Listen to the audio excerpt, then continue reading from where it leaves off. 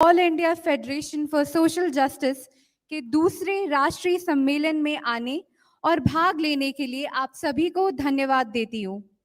इस सम्मेलन का उद्देश्य भारत का ध्यान सामाजिक न्याय की ओर स्थानांतरित करना है। मैं आप सभी से अनुरोध करती हूँ कि कृपया अपने स्थान पर बैठ जाएं। कार्यक्रम की शुरुआत विभिन्न संगठनों और सामाजिक कार्यकर्ताओं द्वारा भेजे गए रिकॉर्ड किए हुए वीडियो के प्रसारण के साथ होगी और उसके बाद राष्ट्रगान होगा। इसके बाद हम महत्वपूर्ण राजनेताओं और विचारकों के भाषणों से शुरुआत करेंगे। एक बार फिर मैं आप सभी को इस आंदोलन से जुड़ने तथा इसका समर्थन करने के लिए आभार व्यक्त करती हूँ।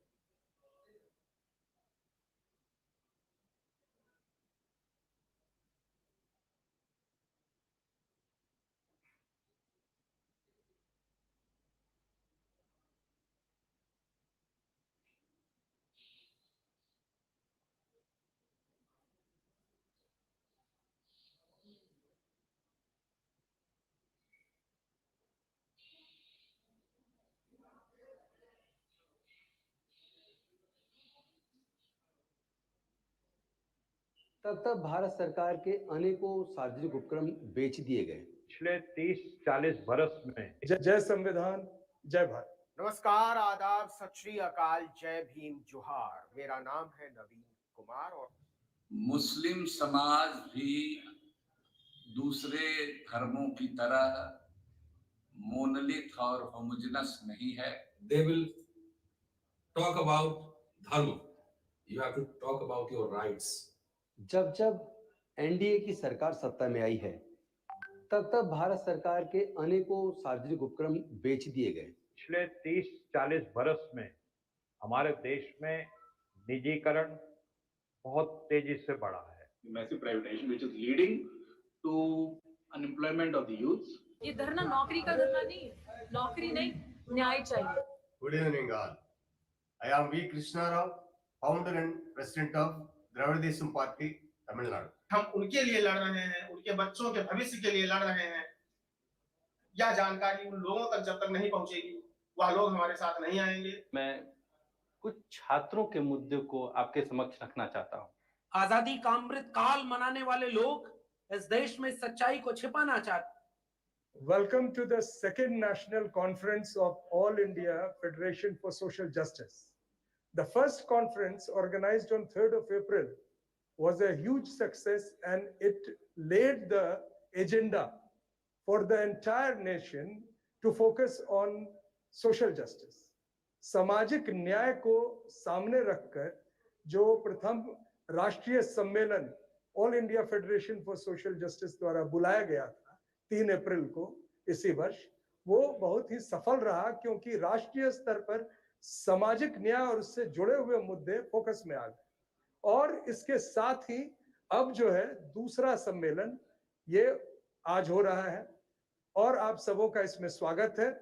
इसमें बड़ी बात क्या है कि ये आगे 2024 में जो चुनाव आने वाले हैं, लोकसभा चुनाव, उसके मद्देनजर यह कॉन्फ्रेंस बहुत ही महत्वपूर्ण, इसलिए भी महत्वपूर्ण है कि सामाजिक न्याय चारों तरफ से हमला हो रहा है। भारतीय जनता पार्टी आरएसएस के शासन में जो सामाजिक न्याय के मुद्दे हैं, पिछड़े, दलित और आदिवासी और अल्पसंख्यक के हकों की बात है, उस पर लगातार हमला हो रहा है। और साथ में देखिए किस तरह से ओबीसी समाज पर खास तौर से जो जाति जनगणना नहीं की जा रही है, उनके लिए आरक्षित तमाम पदों को एक तरह से समाप्त करके और उनकी जगह ईडब्ल्यूएस की भर्ती की जा रही है। और यह इस तरह से किया जा रहा है जैसे संविधान के सभी प्रावधानों का उल्लंघन हो रहा है।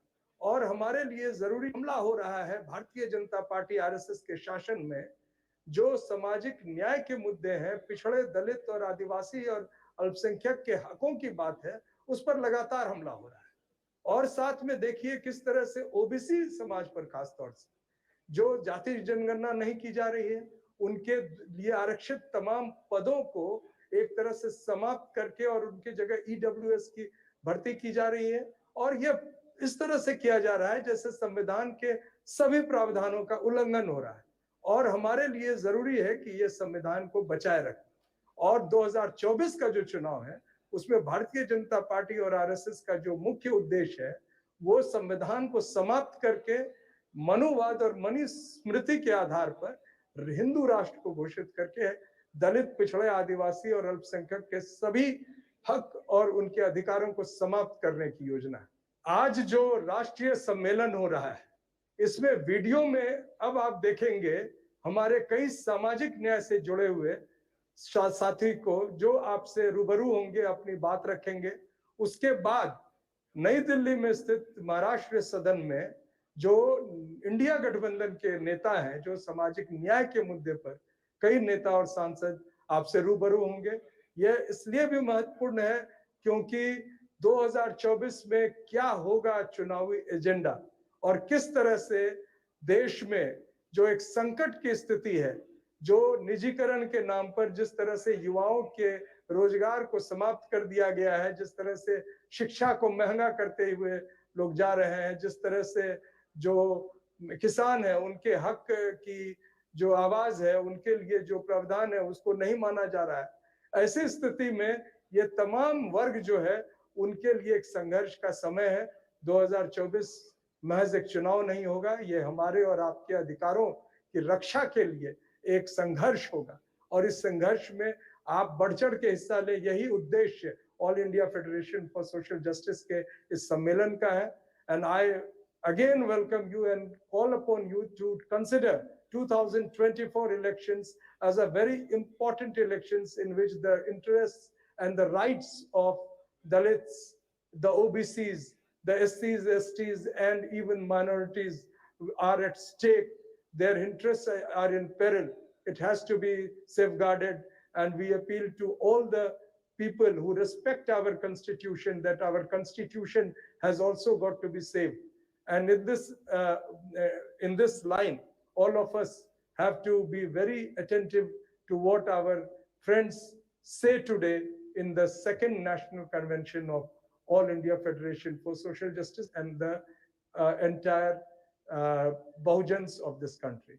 Jai Samvidhan, Jai Bharat. नमस्कार, आदाब, सत श्री अकाल, जय भीम, जोहार। मेरा नाम है नवीन कुमार और मैं आर्टिकल 19 इंडिया चलाता हूं।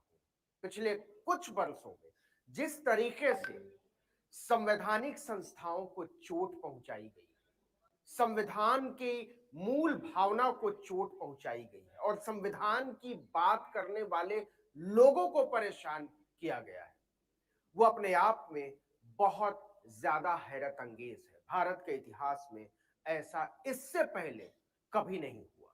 जिस तरीके से खास तौर पर दलितों को, पिछड़ों को, अल्पसंख्यकों को, आदिवासियों को और महिलाओं को चोट पहुंचाई गई है, लोकतांत्रिक मूल्यों को नीचा दिखाया गया है, डाइवर्सिटी को नीचा दिखाया गया है, वो चिंता वाली बात है। जिस तरीके से पिछले दरवाजे से EWS लागू किया गया और उसके बाद जिस तरीके से जातीय जनगणना की मांग से लगातार नरेंद्र मोदी पीछे हटती रही है, उसे दरकिनार करती रही है, उस पर हम सबको मिलकर एकजुट होकर आगे बढ़ना चाहिए। हम सबको संविधान को बचाने के लिए, हम सबको आरक्षण को बचाने के लिए, हम सबको संविधान की मूल भावना को बचाने के लिए, लोकतांत्रिक चेतना को बचाने के लिए एक साथ मिलकर आगे आने की जरूरत है।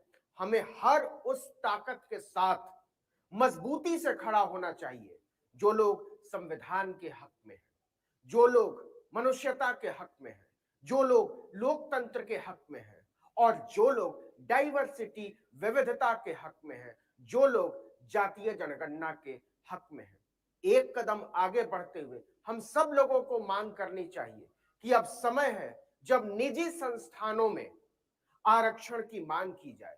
जो SC, ST, OBC का रिजर्वेशन है उसको प्राइवेट यूनिवर्सिटीज में, प्राइवेट नौकरी देने वाले संस्थानों में एक साथ एक तरीके से लागू किया जाए पूरे भारत में और इस पर सर्वसम्मति बनाई जानी चाहिए। लेकिन जो सबसे बड़ी चिंता की बात है वो ये कि क्या 2024 के चुनाव में हम संविधान की हिमायत को पुरजोरी से आगे रख सकेंगे?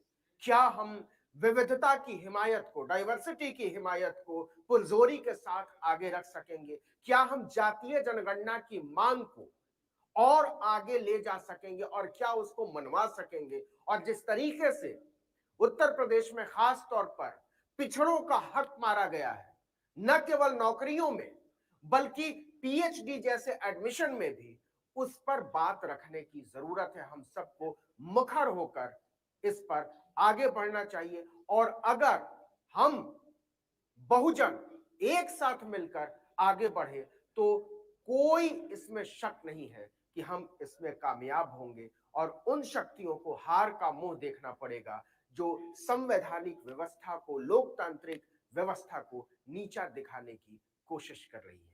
जय हिंद, नमस्कार। मुस्लिम समाज भी दूसरे धर्मों की तरह मोनोलिथ और होमोजेनस नहीं है। यह वर्गों और जातियों में बटा हुआ है और इसका 80-85% हिस्सा, जिसको पसमानदा मुसलमान कहा जाता है, वो ओबीसी के दायरे में आता है। इस ओबीसी के अंदर में सच्चर कमेटी का कहना है, रंगनाथ मिश्रा कमीशन का कहना है कि एक हिस्सा ऐसा भी है जिसकी हालत हिंदू दलितों से भी खराब है और इसीलिए ऑल इंडिया पसमानदा मुस्लिम महाज शुरू से इस बात की मांग करते रहा है कि संविधान की धारा 341 पर से जो रिलीजियस कैप लगा दिया गया है उसको हटा करके और उस धारा को रिलीजन न्यूट्रल बनाना चाहिए। इसका फायदा दलित मुसलमानों और दलित ईसाइयों को होगा, जिनके साथ मुसलमान होने के नाते, ईसाई होने के नाते भेदभाव हो रहा है। इसको कहते हैं सेकुलराइजेशन ऑफ सोशल जस्टिस। तो इसकी मांग हम लोग करते रहे हैं। हमको इस बात का फक्र है कि हमारा संगठन ऑल इंडिया पसमानदा मुस्लिम महाज शुरू से हर तरह की सांप्रदायिकता के खिलाफ है और जो भी देश के अंदर सामाजिक न्याय की लड़ाई है, उस लड़ाई में आगे बढ़ करके हिस्सा लेता है। दक्षिण भारत में खास करके तमिलनाडु में स्टालिन साहब के नेतृत्व में जो लड़ाई चल रही है वो हम लोग उससे भी काफी प्रभावित हुए हैं और हम चाहते हैं कि सामाजिक न्याय की इस लड़ाई को और तेज किया जाए और यही वो तरीका है जो कि सांप्रदायिकता का जो उफान देश में आज बढ़ा हुआ है, जिसने संकट पैदा कर दिया है, देश के संविधान को खतरे में डाल दिया है और जमहूरियत को, प्रजातंत्र डेमोक्रेसी को खतरे में डाल दिया है। उससे निपटने का सामाजिक न्याय आंदोलन की लड़ाई को तेज करना ही है और उस लड़ाई में हम कंधे से कंधा मिलाकर दूसरे जो पिछड़े वर्ग के लोग हैं, जो हमारे दलित भाई बहन हैं, उनके साथ मिल करके हमारा संगठन लड़ता रहा है। Good evening all. I am V. Krishna Rao, founder and president of Dravidism Party, Tamil Nadu. I am very happy to congratulate the India Alliance are fighting for the social justice. Mainly, my proposal is to implement the reservations very closely because now the present union government is trying to privatize all the national banks and privatization of other public sector undertakings like Vizag Steel, BSNL, and so on. So what is the use of the person who sacrificed their lives for getting the Vizag Steel in Visakhapatnam? My only brother, Koteswar Rao, he expired during the hesitation in 1970s for getting the Vizag Steel. Like that, other 32 friends are sacrificed their life. Similarly, with the initiation of BP Mandalji of Mandal Commission Chairman and Mr. V.P. Singh and Dr. Babasaheb Ambedkar, the poor people, the OBC and SC/ST are getting the reservations. Why? Because their initiative of other national leaders. Now we strongly requesting the India to continue the reservations for OBC and SC/ST people because they are losing their employment and living their lives without any income.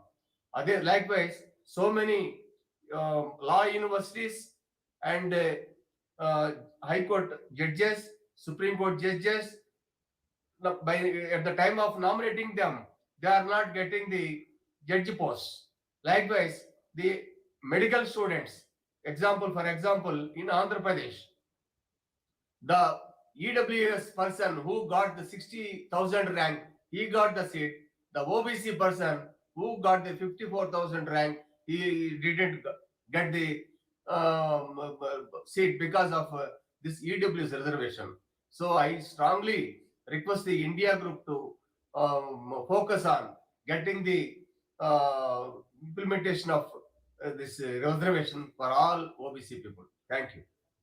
नमस्कार साथियों, मैं राजेश कुमार गुप्ता, प्रदेश अध्यक्ष राष्ट्रीय OBC मोर्चा रांची झारखंड।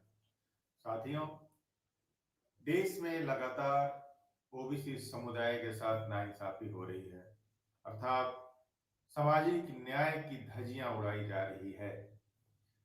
हम मांग करते हैं आने वाली सरकार से कि सामाजिक न्याय के जो मुद्दे हैं उसे अक्षरशः लागू करनी चाहिए, चाहे वो बीपी मंडल जी की 40 अनुशंसाएं हैं, जातीय जनगणना है, क्रीमी लेयर हटाने की बात हो,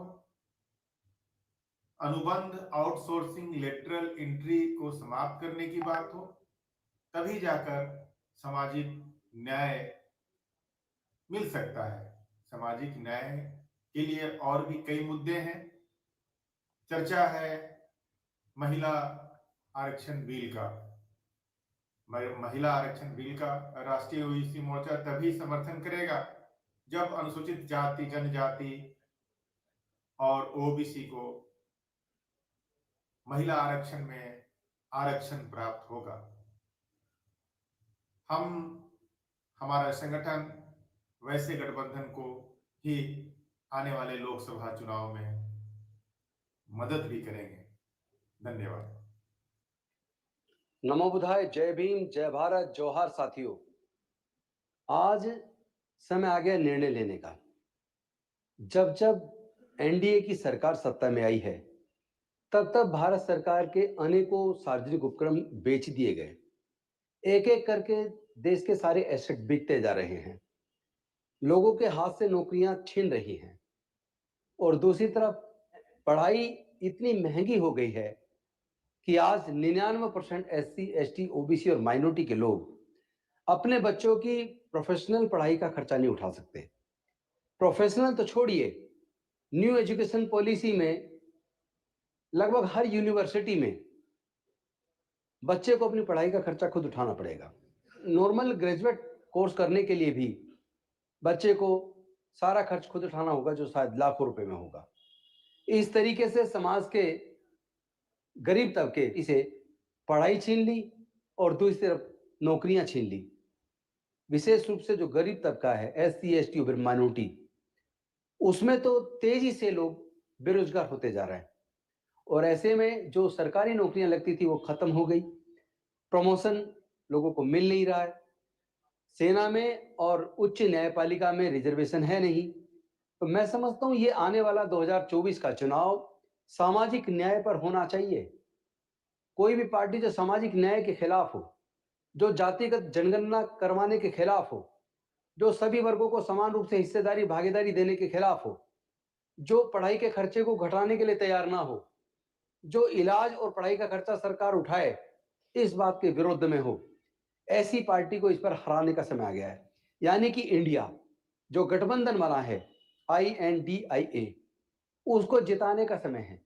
लेकिन ध्यान रहे, ये 2024 का चुनाव भारत के संविधान को बचाने का चुनाव है, भारत के प्रजातंत्र को बचाने का चुनाव है, भारत के लोकतंत्र को बचाने का चुनाव है, यानी कि SC, ST, OBC और माइनॉरिटी के हक और अधिकार को सुरक्षित करने का चुनाव है। देश में जो नफरत का वातावरण है उसको रोकना होगा, जाति और धर्म के नाम पर उत्पीड़न को रोकना होगा और ऐसे लोगों को सख्त सजा मिलनी चाहिए जो लोग SC, ST, OBC और माइनॉरिटी के खिलाफ जहर उगलते हैं, जो लोग जाति और धर्म के नाम पर उन्माद पैदा करते हैं। आइए हम NDA को हराएं और इंडिया को इतनी मजबूती से, इतनी ताकत देकर जिताएं ताकि सामाजिक न्याय को आगे बढ़ाया जा सके, जातिगत जंग ना हो सके और इन वर्गों के हक अधिकार सुरक्षित किया जा सके। बहुत बहुत धन्यवाद। नमो बुद्धाय। जय भीम, जय भारत, जोहार। नमस्कार दोस्तों, पिछले 30-40 बरस में हमारे देश में निजीकरण बहुत तेजी से बढ़ा है और ये जो निजीकरण और उदारीकरण की जो नीतियां हैं उसकी वजह से सरकारी नौकरियों की संख्या लगातार घटती चली जा रही है और बड़ी तेजी से घटती चली जा रही है। दूसरी तरफ जनसंख्या जो है हमारे देश की वो लगातार बढ़ती चली जा रही है। तो अब कुल मिलाकर 1.5 करोड़ सरकारी नौकरियां ही इस देश में बची हैं और जिसमें से अगर 50% शेड्यूल कास्ट, शेड्यूल ट्राइब और OBC का आरक्षण मान लिया जाए तो करीब 75 लाख नौकरियां बनती हैं। तो इन 75 लाख नौकरियों से 122 करोड़ जो बहुजन समाज के शेड्यूल कास्ट, शेड्यूल ट्राइब और OBC लोग हैं उनका कल्याण नहीं हो सकता। तो schedule caste, schedule tribe, OBC Bahujan Samaj को व्यापार में आना, उनको उद्यमी बनना, एंटरप्रेन्योर बनना और स्वरोजगार को अपनाना बहुत जरूरी हो गया है और इन सब चीजों के लिए पूंजी की जरूरत पड़ती है और पूंजी जो है वो बैंकों से ऋण के रूप में मिलती है। लेकिन देखा यह गया है कि एक तरफ जो सवर्ण वर्ग है जो मात्र 10 या 15% है हमारे देश में, उसको बैंकों से दिए जाने वाले जो ऋण है व्यापार के लिए करीब करीब 90-95% उनको दिया जाता है और जो बाकी 80-85% जो बहुजन समाज है उनको बैंकों से ऋण नहीं मिलता। तो जब तक बैंकों से ऋण नहीं मिलेगा तो इस निजीकरण के चलते और इस उदारीकरण के चलते बहुजन समाज का कल्याण हो ही नहीं सकता, ऐसी स्थिति आ चुकी है। इसलिए मेरा एक छोटा सा अनुरोध है इस देश के सरकार से और इस देश में जो भी नीति निर्धारक हैं, तो जो नीतियां बनाते हैं, कि अगर आप वास्तव में ही दिल से ये चाहते हैं कि जो बहुजन वर्ग है जिसकी संख्या 120 करोड़ है उसका कल्याण हो, तो बहुजन वर्ग के तमाम जो 18 वर्ष के जो नौजवान हैं उनको स्वरोजगार के लिए, व्यापार के लिए करीब करीब 1 करोड़ रुपए का कम ब्याज का ऋण बैंकों से मिलना जरूरी है। जब एक तरफ 10-10, 20-20, 30-30 हजार करोड़ रुपए लेकर के कुछ लोग भाग जाते हैं और जो बहुजन समाज के लोग हैं अगर उनको 1 करोड़ रुपए का भी अपने रोजगार के लिए, व्यापार के लिए ऋण नहीं मिलेगा तो कैसे काम चलेगा। ये एक मेरी छोटी सी नीति निर्धारकों के लिए विनती है कि अगर आप सच्चे मन से चाहते हैं बहुजन समाज का कल्याण हो तो आपको ये करना पड़ेगा। जय हिंद। जय भीम, जय मंडल, जय संविधान। आज मुझे 21 दिन हो गए हैं आज फैकल्टी के गेट नंबर 4 पे बैठे हुए। अनिश्चितकालीन धरना यहाँ पे चल रहा है। ये धरना सिर्फ मेरा धरना नहीं है, ये धरना नौकरी का धरना नहीं है। नौकरी नहीं, न्याय चाहिए, क्योंकि हर दलित, आदिवासी, पिछड़ा समाज का जो भी इंसान या कोई शिक्षक है या कोई छात्र है वो इस यूनिवर्सिटी में प्रताड़ित है, परेशान है। आप मेरे पीछे देख सकते हैं ये जो रास्ता है, ये रास्ता आर्ट्स फैकल्टी का है। ये अगर हम नहीं लड़े, अगर हमने संविधान को नहीं बचाया, अपने हकों को नहीं बचाया, एक होकर आवाज नहीं उठाई, तो आपके मुंह में जुबान नहीं बचेगी। आपके अधिकारों के लिए उठाने के लिए जो संविधान जिसकी खातिर आज बोल पा रही है महिला, वो नहीं बोल पाएगी। आप यकीन मानिए 1 साल की मानसिक प्रताड़ना जो मैंने दौलतराम कॉलेज में पढ़ाया और वो झेली, वो अपमान, वो जाति सूचक शब्दों के साथ जो मेरा हर दिन एक हरासमेंट होता था, उसको मैं झेलती थी क्योंकि नौकरी प्यारी, नौकरी चाहिए थी। लेकिन झेलते वो अपराधी, ये अपराधी आप देख लीजिए, क्रिमिनल सविता रॉय, ये वही नहीं रुकी। इन्होंने, इस क्रिमिनल ने यहाँ तक मुझे हरास किया कि मेरे अगेंस्ट फोर्ज डॉक्यूमेंट्स करके मुझे नौकरी से निकाला, गुंडागर्दी से। ये होता है जब आप समाज में बिखरे हुए हैं, तब आपकी आवाज, जब आप स्कैटर्ड होते हैं तो नहीं सुनी जाती। तो मेरे इनके आज 10 महीने हो चुके हैं, चार्जशीट भी जमा हो गई है इस प्रिंसिपल पे। दिल्ली पुलिस से चार्जशीट जमा करवाना, आप सोच लीजिए कितना मुश्किल काम है। इन पे चार्जशीट भी जमा हो गई, जो उन्होंने फर्जी दस्तावेज मेरे अगेंस्ट यूज किए थे वो पकड़े गए, लेकिन फिर भी आज भी अपराधी कुर्सी पे है और बेगुनाह सड़क पे है, गुनाहगार वहां बैठा हुआ है। ये है दोहरा चलन इस देश, इस यूनिवर्सिटी में जो लोग बैठे हैं मनुवादी मानसिकता के उनका। तो मैं आप सबसे यही रिक्वेस्ट करना चाहती हूँ कि ना शिक्षक के पास कुछ है ना छात्र के पास कुछ है। अगर हम एक नहीं हुए, अगर हमने, आप सोचिए कि हमारे छात्र जब पीएचडी करते हैं बाहर आके ऐसी यूनिवर्सिटीज में पढ़ाई करते हैं, तो ये लोग कोशिश करते हैं कि 10 साल लग जाए, 8 साल लग जाए, उनकी जो 22 महीने में डिग्री कंप्लीट हो जाती है उनकी डिग्री पूरी ना हो।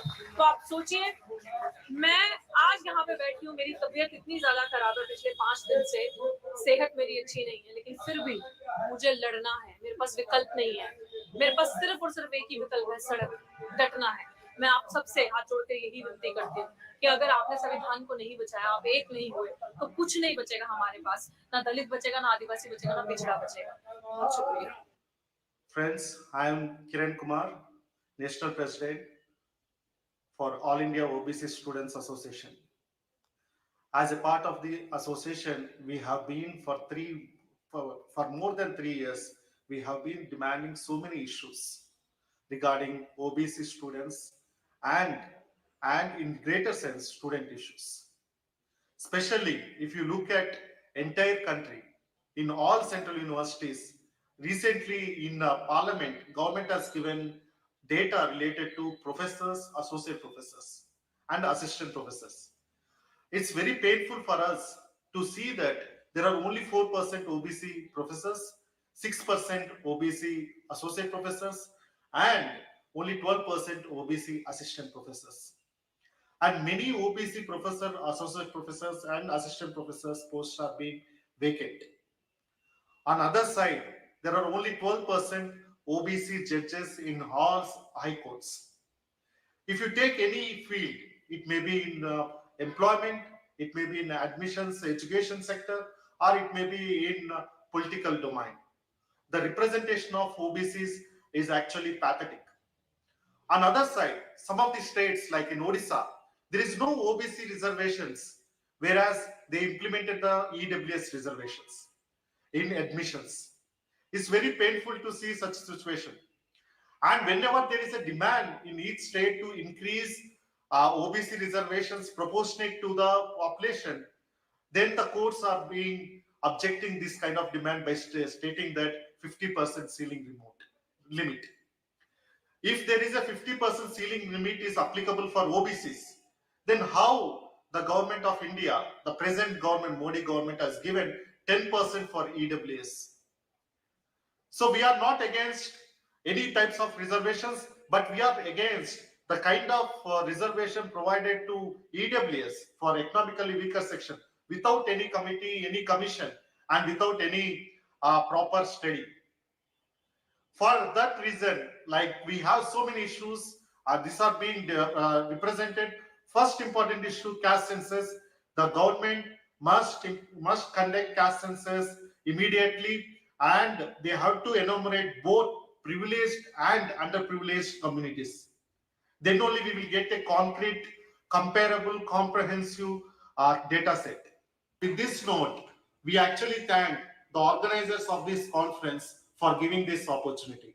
Jai Bhim, Jai Pule, Jai Periyar, Jai Savitri. First of all, I would like to thank All India Federation for Social Justice for holding this important conference.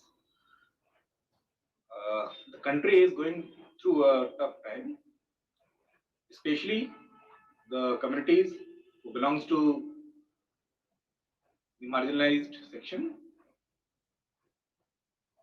are facing the real challenge. The challenge is in manifold. Among others, I would like to highlight some of them. The first one is the massive privatization. I think the conference will take into consideration the issue of the massive privatization, which is leading to unemployment of the youths. Those who are being paid, those who are getting jobs in private sector are not being paid enough. So the issue of privatization is very serious. The second one is the issue of non-implementation of reservation policy in its strict sense in the educational institutions and other institutions.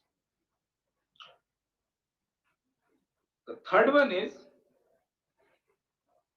the hostel allotment issue in many universities. OBCs are not getting hostel reservation in so many universities. Like we have seen in BHU, in DU, there is no provision for hostel allotment for OBCs. So this is a very serious issue, and I hope the conference will think about it. The third one is the caste census, which is the most important issue of our times. So I hope this message will reach the masses and these issues will be considered. Thank you. We at Truth Seekers International, सत्य शोधक समाज अंतरराष्ट्रीय की तरफ से welcome all the delegates and all the people around India who are attending this conference physically or on the online.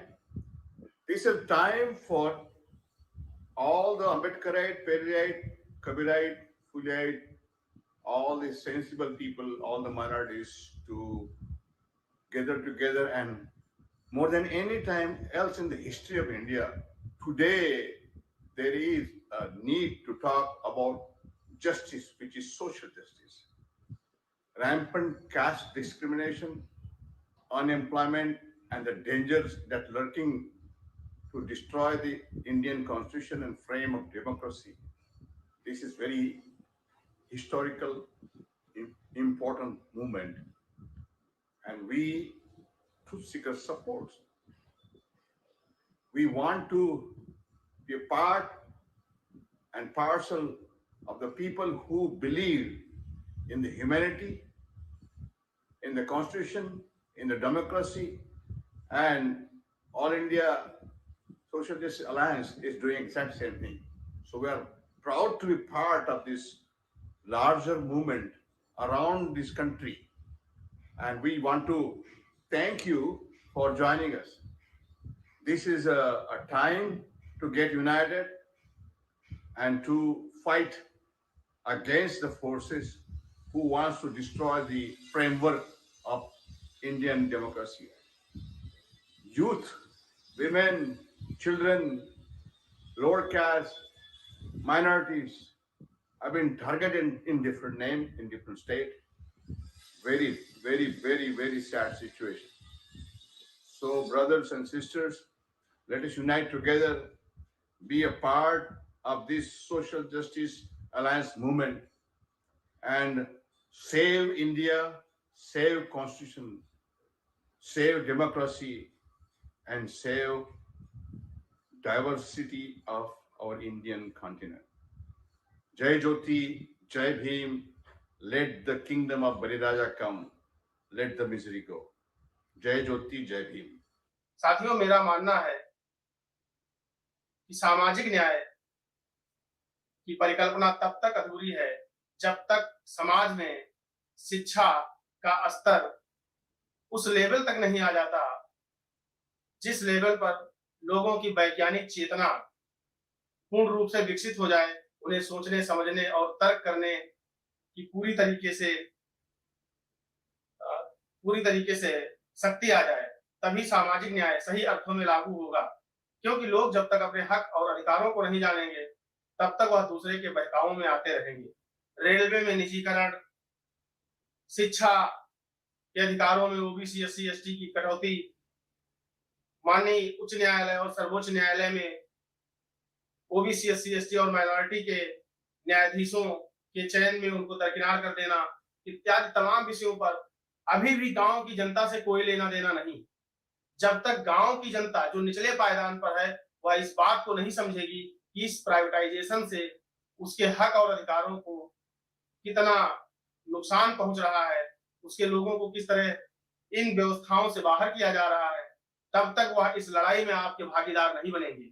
इसके लिए सबसे जरूरी होगा कि हम इस मुहिम को, इस मैसेज को उस आम जनमानस तक, जो कि कुल्हाड़ी में बेंट की तरह काम कर अपने पूरे समाज का नाश कर रही है, जैसे कि लकड़ी का बेंट कुल्हाड़ी में लगकर जंगल को कटवाता है, उसी तरह ओबीसी, एससी, एसटी आज धर्म की अफीम खाकर मनवादियों, सामंतवादियों और संविधान विरोधियों का साथ दे रहा है, न कि वह ओबीसी, एससी, एसटी और माइनॉरिटी के हक, हकूक और उनके अधिकारों की लड़ाई लड़ने वाले सोशल जस्टिस के योद्धाओं का साथ दे रहा है। इसी कारण आज हमारी लड़ाई तमाम महत्वपूर्ण बिंदुओं के होने के बावजूद भी फेल हो जाती है। उसका सबसे बड़ा कारण है हमारे समाज में शिक्षा के स्तर का अत्यंत निम्न होना। जब तक हम शिक्षा के स्तर को नहीं उठाएंगे, समाज में निचले पायदान पर खड़ा व्यक्ति आपकी इस लड़ाई के महत्व को नहीं समझेगा, आपकी लड़ाई निष्फल रहेगी। इसके लिए साथियों निवेदन है कि हम ज्यादा से ज्यादा ग्रामीण स्तर पर कैसे पहुंचे, अपने उन भाई बंधुओं को कैसे जगाएं कि सामाजिक न्याय के लिए वह हमारी इस मुहिम और लड़ाई में कंधे से कंधा मिलाकर साथ थे। इसलिए आप सभी से निवेदन है, जो इस मीटिंग को आयोजित कर रहे हैं, सबसे पहले इस बात पर चिंतन मंथन करें कि इस मैसेज को, इस संदेश को कि हम उनके लिए लड़ रहे हैं, उनके बच्चों के भविष्य के लिए लड़ रहे हैं, यह जानकारी उन लोगों तक जब तक नहीं पहुंचेगी, वह लोग हमारे साथ नहीं आएंगे। इन्हीं शुभकामनाओं के साथ इस मीटिंग की सफलता के लिए हम तहे दिल से शुक्रिया करेंगे। यह मीटिंग सफल हो। धन्यवाद। नमस्कार साथियों, मेरा नाम विवेक राज है। मैंने campus law centre Delhi university 2022 से अपनी लॉ की डिग्री कंप्लीट की और मैं अभी पटना हाई कोर्ट में प्रैक्टिस कर रहा हूं और आने वाले कुछ दिनों में मैं अपनी हायर एजुकेशन के लिए जर्मनी जाने वाला हूं। आज 19 सितंबर 2023 को all India federation for social justice द्वारा कार्यक्रम आयोजित किया जा रहा है। इस संदर्भ में मैं कुछ छात्रों के मुद्दे को आपके समक्ष रखना चाहता हूं। साथियों, हम लोग जानते हैं कि दिल्ली यूनिवर्सिटी से लेके बीएचयू से लेके हर जगह हॉस्टल के लिए ओबीसी फंड दिए गए और ओबीसी के नाम पे बोला गया कि यहाँ पे हॉस्टल बनाए जाएंगे, लेकिन हमने देखा कि दिल्ली यूनिवर्सिटी में ओबीसी के हॉस्टल में रिजर्वेशन नहीं है और इस समय बीएचयू में ओबीसी हॉस्टल में रिजर्वेशन के लिए एक आंदोलन चलाया जा रहा है। साथ ही साथ जो न्यू एजुकेशन पॉलिसी आई है और जो स्थिति इस समय एससी, एसटी, ओबीसी छात्रों को हो रही है, जो परेशानियां हो रही हैं, जो फीस बढ़ाए जा रहे हैं, उनके हायर एजुकेशन में जो वो रुचि है उनको खत्म की जा रही है। साथ ही साथ जो वंचित छात्र हैं, जो अपने पढ़ाई नहीं पूरी कर सकते, फाइनेंशियल कंडीशन खराब है, उनको स्कॉलरशिप खत्म किए जा रहे हैं। मेरा छात्रों से और युवाओं से अपील है कि आने वाले समय में एकजुट होके इंडिया गठबंधन के समर्थन में सिर्फ वोट न करें, उनके समर्थन में अपनी बातें रखें, अपना एक चर्चा शुरू हो ताकि छात्रों के मुद्दे पे आने वाली सरकारों से बात की जा सके, पॉलिसी पे बात हो सके। इसलिए हम चाहते हैं कि आप सब मिल के इंडिया गठबंधन का समर्थन करें। धन्यवाद। मैं all India federation for social justice जो इस महत्वपूर्ण सेमिनार का आयोजक है उसका आभार प्रकट करता हूं कि मुझे उन्होंने बोलने का अवसर दिया। न्याय की अवधारणा एक ऐसी अवधारणा है जो सभी के लिए समान अवसर प्रदान करने की बात करती है, जबकि सामाजिक न्याय कहता है कि समान अवसरों के लिए भी जो ऐतिहासिक, सामाजिक और आर्थिक रूप से पिछड़े लोग हैं उनको कुछ एक्स्ट्रा रेमेडी की जरूरत है, चाहे वो आरक्षण के रूप में हो या कुछ अफर्मेटिव एक्शन के रूप में हो। और सामाजिक न्याय को स्थापित करने के लिए सरकार का ये भी दायित्व है कि वो एक लोक कल्याणकारी राज्य के रूप में अपनी भूमिका का निर्वहन करे। लेकिन आप देख रहे हैं कि जो सरकार निजीकरण कर रही है, विशेषकर सरकारी संस्थाओं का, तो निजीकरण एक ऐसी प्रक्रिया है जहां एक सरकार, जो चुनी हुई सरकार है, वो अपने उत्तरदायित्व से भागना चाहती है और वो अवसरों की समानता नहीं देना चाहती है। इसलिए निजीकरण की जो अवधारणा है वो निश्चित रूप से सामाजिक न्याय के विपरीत है। इसके बाद और सामाजिक न्याय का जो आधार है, एक महत्वपूर्ण आधार है कि आपको जाति जनगणना करवानी पड़ेगी। जाति जनगणना के बिना आप कोई भी ऐसी नीति नहीं बना सकते जो ये डिसाइड करे कि जो पिछड़े लोग हैं, जो सामाजिक रूप से वंचित लोग हैं, उनके लिए क्या प्रोविजन किए जाएं या कैसी नीतियां बनाई जाएं। इसलिए ये जरूरी है कि सरकार जाति जनगणना कराए। इसके साथ ये भी जरूरी है कि सरकार जो सामाजिक सुरक्षा एक बहुत महत्वपूर्ण मुद्दा था पुरानी पेंशन का, उसको भी सामाजिक न्याय की प्रक्रिया का ही वो एक पार्ट है। और मैं ये एक सिफारिश करना चाहता हूं कि सरकार को चाहिए कि विशेषकर एक आयोग का गठन करे और वो आयोग एक वर्ष में हर सरकारी संस्थाओं का जहां पर आरक्षण यदि ढंग से लागू नहीं हो रहा है, पूर्ण रूप से लागू नहीं हो रहा है, प्रतिनिधित्व पूरा नहीं मिल रहा है, तो उसकी रिपोर्ट प्रस्तुत करे और कहे कि निश्चित रूप से वो आयोग निश्चित रूप से सुनिश्चित करे कि हर संस्थान में जो सरकारी आरक्षण है, जो निर्धारित आरक्षण है, वो पूरा किया जाए। इसके अलावा यदि आप आयोग नहीं बनाते हैं और उस आयोग की जिम्मेदारी तय नहीं करते हैं तो भी सरकारें और जो संस्थान है वो बदमाशी करते हैं। इसके बाद विशेषकर जो उच्च पद है, खासतौर से विश्वविद्यालयों में जहां पर वाइस चांसलर है, तो निश्चित रूप से जो सामाजिक न्याय की मुहिम चला रहे हैं या जो सरकारें बने, उनके लिए प्रेशर होना चाहिए कि वो इन जो बड़ी वैकेंसियां हैं, बड़े पद हैं, उन पे राज्यवार आरक्षण लागू हो और खासतौर से SC ST OBC के लिए ये आरक्षण लागू हो। आप देखते होंगे कि एक भी स्टेट में कोई भी OBC और SC वाइस चांसलर नहीं बन पा रहा है, तो BC जैसे पदों में भी आरक्षण की जरूरत है। तो मैं बहुत संक्षेप में कहना चाहता हूं कि इस आयोजक मंडल को और विशेषकर से पी. साहब को और माननीय मुख्यमंत्री M.K. स्टालिन साहब को ये धन्यवाद प्रकट करना चाहता हूं कि वो सामाजिक न्याय को देश के लिए एक जरूरी दिशा बता रहे हैं और दिशा में हम सबको सहयोग और समर्थन करना चाहिए। आप सबका शुक्रिया। जय हिंद, जय भारत, जय। All India federation for social justice organisation second national conference on India for social justice organise कर रहा है। ये इस देश के लिए एक बड़ा कदम है। इस बैनर के तहत देश भर में जो लोग संविधान को अपना मानते हैं, इक्वालिटी, फ्रेटर्निटी और लिबर्टी में भरोसा रखते हैं, इस मुल्क से मोहब्बत करते हैं, वो एकजुट होकर के आज एक मुल्क के सामने पैगाम देना चाहते हैं कि राष्ट्र भूगोल पर खींच दी गई लकीरों के बीच आने वाला जमीन का टुकड़ा मात्र नहीं है, राष्ट्र इसके लोगों से बनता है। और आज आजादी का अमृत काल मनाने वाले लोग इस देश में सच्चाई को छिपाना चाहते हैं कि इस देश के यूनिवर्सिटीज में, जुडिशरी में, मीडिया में, हर पब्लिक सेक्टर में इस देश के 90% कमेरा लोग, मेहनतकश लोग, SC ST OBC minority Pasmanda के लोग नहीं है। हम इस बैनर के तहत इस देश के लोगों से गुजारिश करना चाहते हैं कि साथियों, आने वाला वक्त बहुत मुश्किल आ रहा है। इस देश में अब खुलेआम कहा जा रहा है कि हम इस देश का संविधान बदल देंगे और इसे हिंदू राष्ट्र बनाएंगे।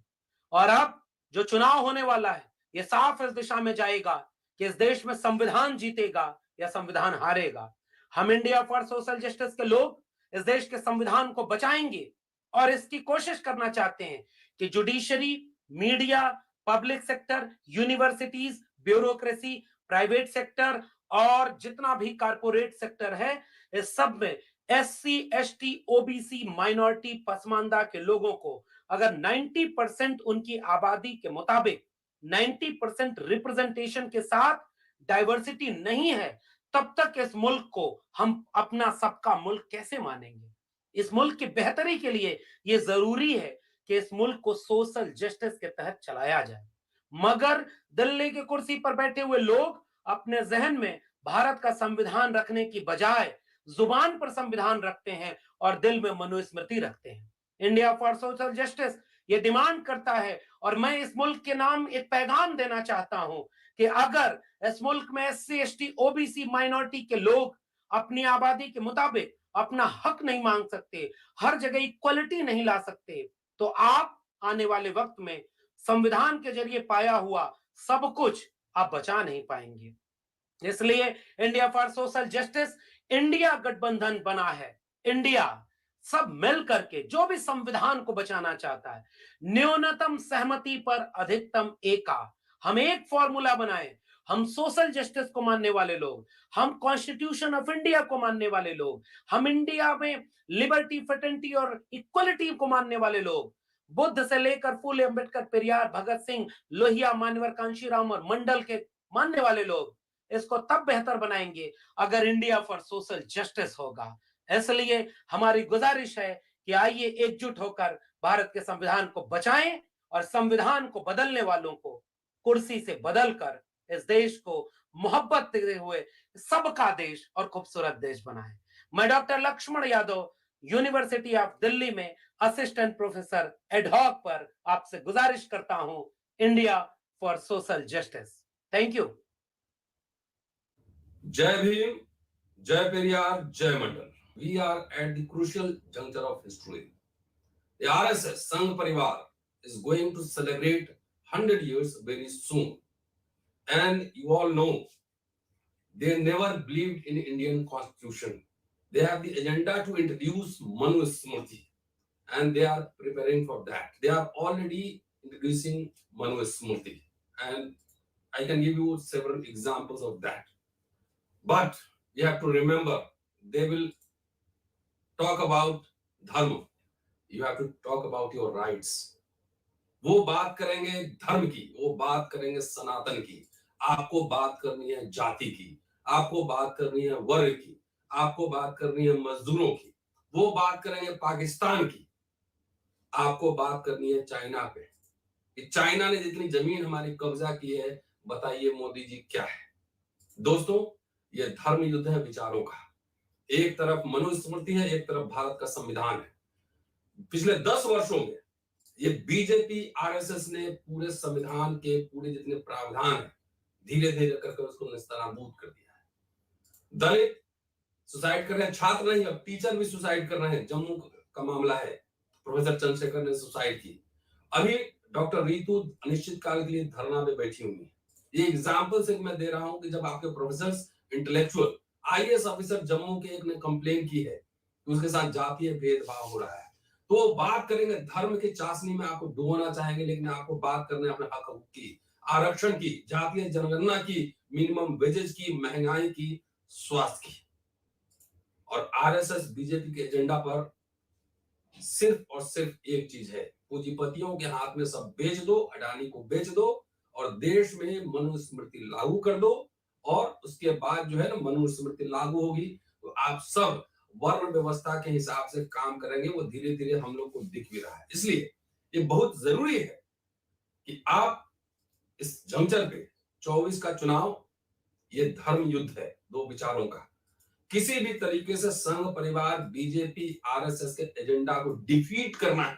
Come together, unite and defeat them. जितने साथी इस प्रोग्राम को देख रहे हैं, सुन रहे हैं, समझ रहे हैं, एनडीए गठबंधन को हराना है। जात के नाम पर वोट न दे, सिर्फ और सिर्फ एजेंडा के नाम पर वोट दे। ये सिर्फ हमारे लिए एक चुनाव नहीं है, हमारे लिए जीवन मरण का प्रश्न है। हमारे अधिकारों की बात है, हमारे बच्चे पढ़ेंगे कहाँ, स्कॉलरशिप की बात है, इंस्टीट्यूशन की बात है, आरक्षण की बात है। तमाम पहलुओं के लिए एजेंडा सेटिंग भी होगा और इंडिया गठबंधन को जितवाना भी है। और साथ साथ ये एजेंडा भी सेट करना है कि जब आप जीत जाएंगे तो हमारे सोशल जस्टिस को एजेंडा को कहां तक लेकर जाएंगे। हमारी हकमारी हुई है, सड़क पे 10 साल से हम लोग लड़ते रहे। हमारे बच्चों के साथ, हमारे आने वाली पीढ़ी के साथ पूरी व्यवस्था तैयार की जा रही है, वो सिस्टम तैयार की जा रही है जिसमें आपके बच्चे गुलाम बने। इसलिए एजेंडा के साथ बहुत जरूरी है इस मुद्दे पर हम लोग आए और तमाम लोग मिलकर आरएसएस संघ परिवार को हराएं और इंडिया गठबंधन को जितवाएं और उनसे एजेंडा भी मैनिफेस्टो में डलवाएं कि सोशल जस्टिस का क्या होगा। जितने बेचे गए हैं सरकारी कंपनियां, 23 सरकारी कंपनी बीजेपी सरकार ने बेची है, एक भी नहीं बनाई। सोच लीजिए, और कंपनियां होती तो एससी एसटी ओबीसी सबका आरक्षण लागू होता। बार बार आपको किसका डर दिखा रहा है? मुसलमान यहाँ बहुत कम संख्या में है, उससे भी आप डर रहे हैं। सारे संस्थाओं पे आपका कब्जा है, तब भी आप डर रहे हैं। आप पाकिस्तान को दिखा रहे हैं, चाइना पे क्यों नहीं बात कर रहे हैं? चाइना ने हजारों एकड़ जमीन कब्जा कर लिया है, एवरीबॉडी नोज दैट। सो ये सवाल पूछना, पाकिस्तान जब वो दिखाए तो चाइना पर डर के जाना है, जब वो धर्म की बात करे तो आपको जाति और वर्ग की बात करनी है।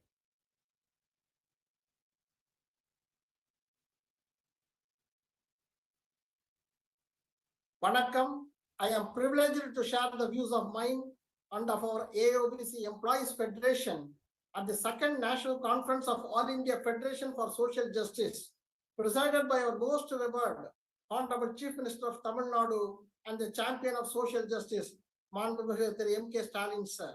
The first national conference conducted 6 months ago in March 2023 had its theme, Taking Forward the Struggle for Social Justice and Joint National Program for Social Justice Movement.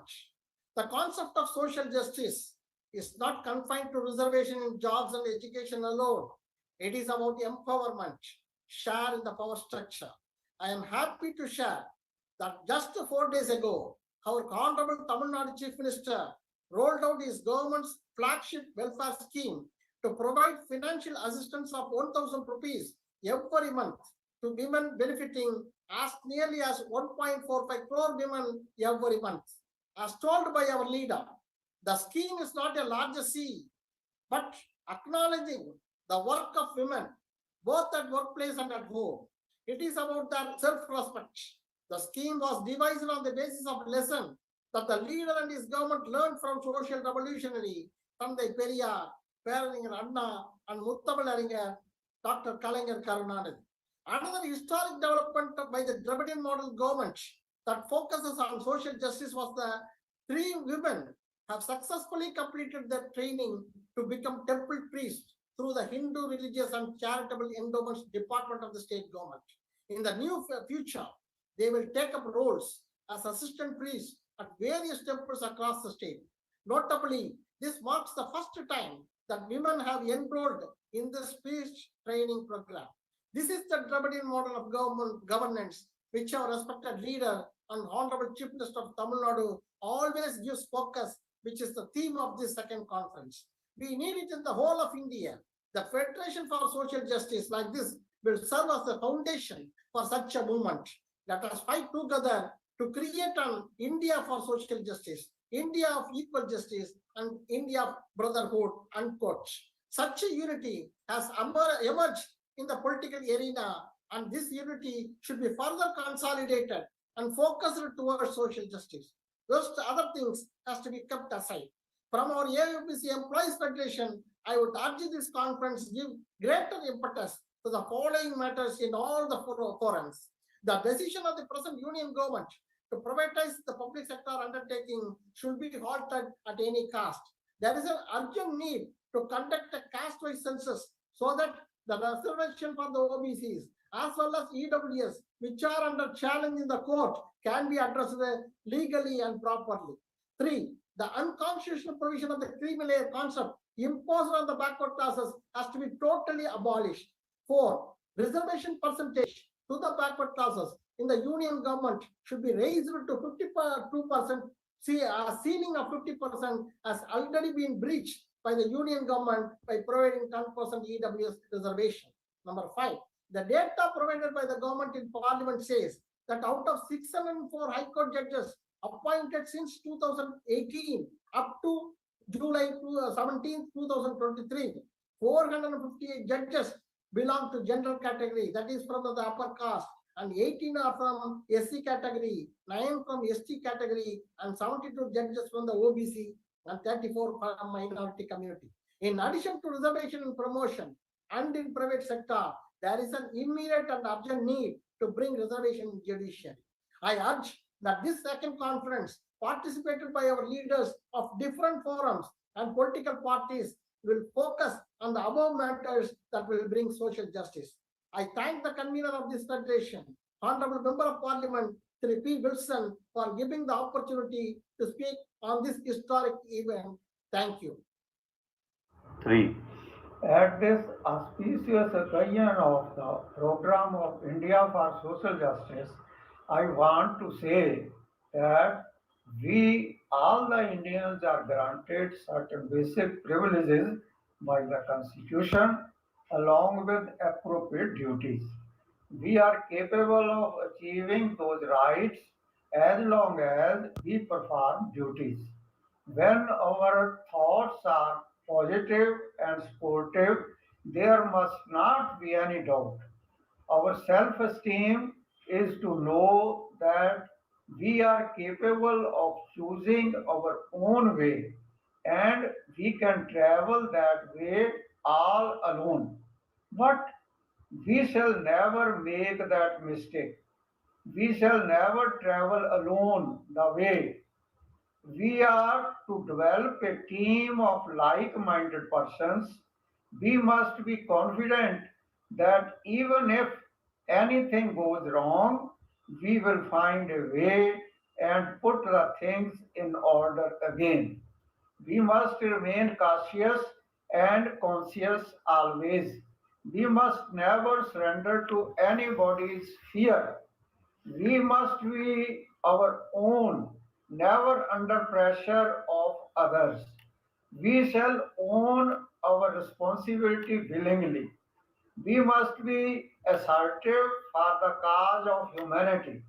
We must understand the purpose of our life and try to achieve our goals. We must maintain the personal and societal integrity. We are to understand that it is not hard-working people, but winners are those who love their work. Therefore, we are not to become a novel. Instead, we are to become a book of small life beneficial stories. In life, we do not get how much we think we should get. We only get how much we believe and deserve, only that much we get. This is the way of success.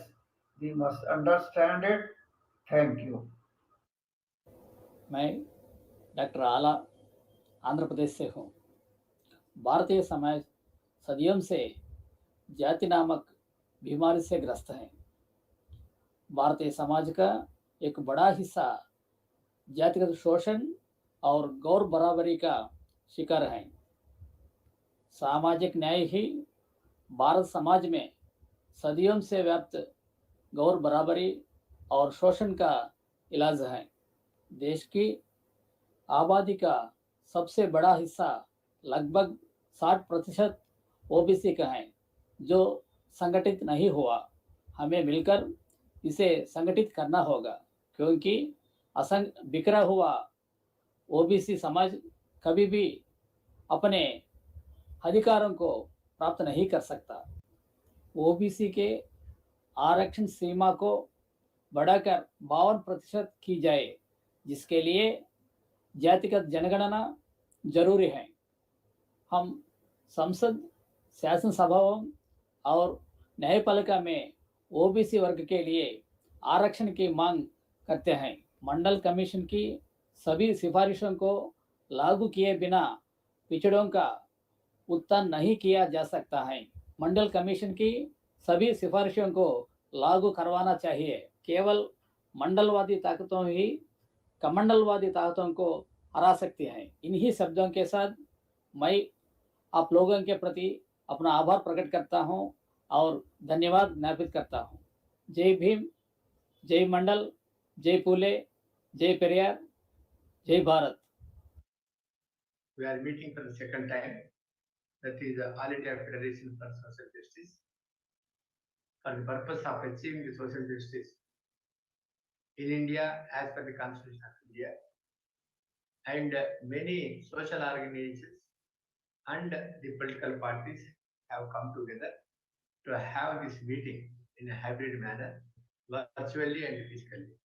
I'm very happy to know that the social organizations like I.N.D.I.A Backward Class Federation, Social Revolution Alliance, and many other organizations all over India have been working for the social justice.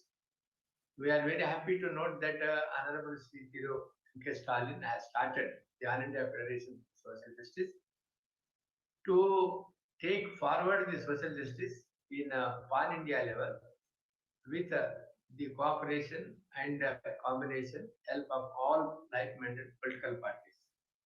So now the India now has been divided.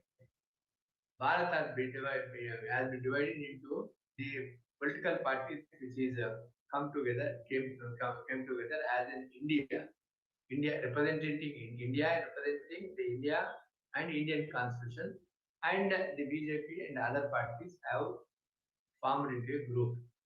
The struggle, now ongoing struggle, is to get the justice for the backward classes.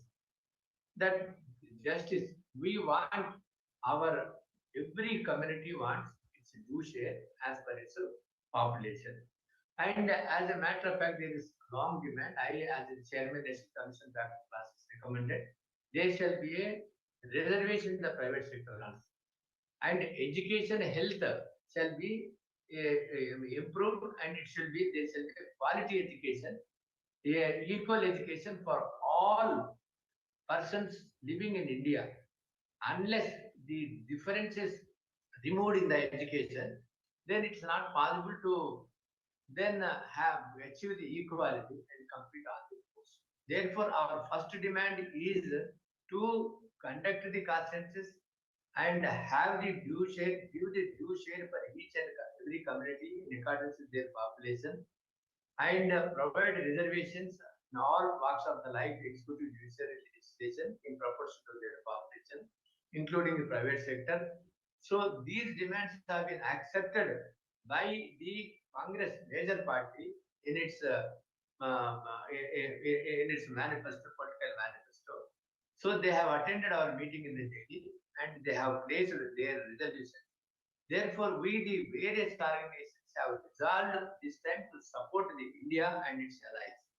Therefore, our appeal to the political parties is to kindly have with one hand demand for the national level to conduct the socio-economic caste census of all caste communities, and also every state must conduct the socially educational backward classes criteria particularly as per Article 342A capital 3. Therefore, every state has to be conducted like a BR state and give their due share insofar as the state of education, political and all other walks of life. And similarly, it will be great if this conference can help in framing some sort of at least common minimum program or a paper or sort of document that can be of use during the electioneering also, because Hindutva is an ideology. It's BJP is not a political party alone. So ideas can be defeated by another idea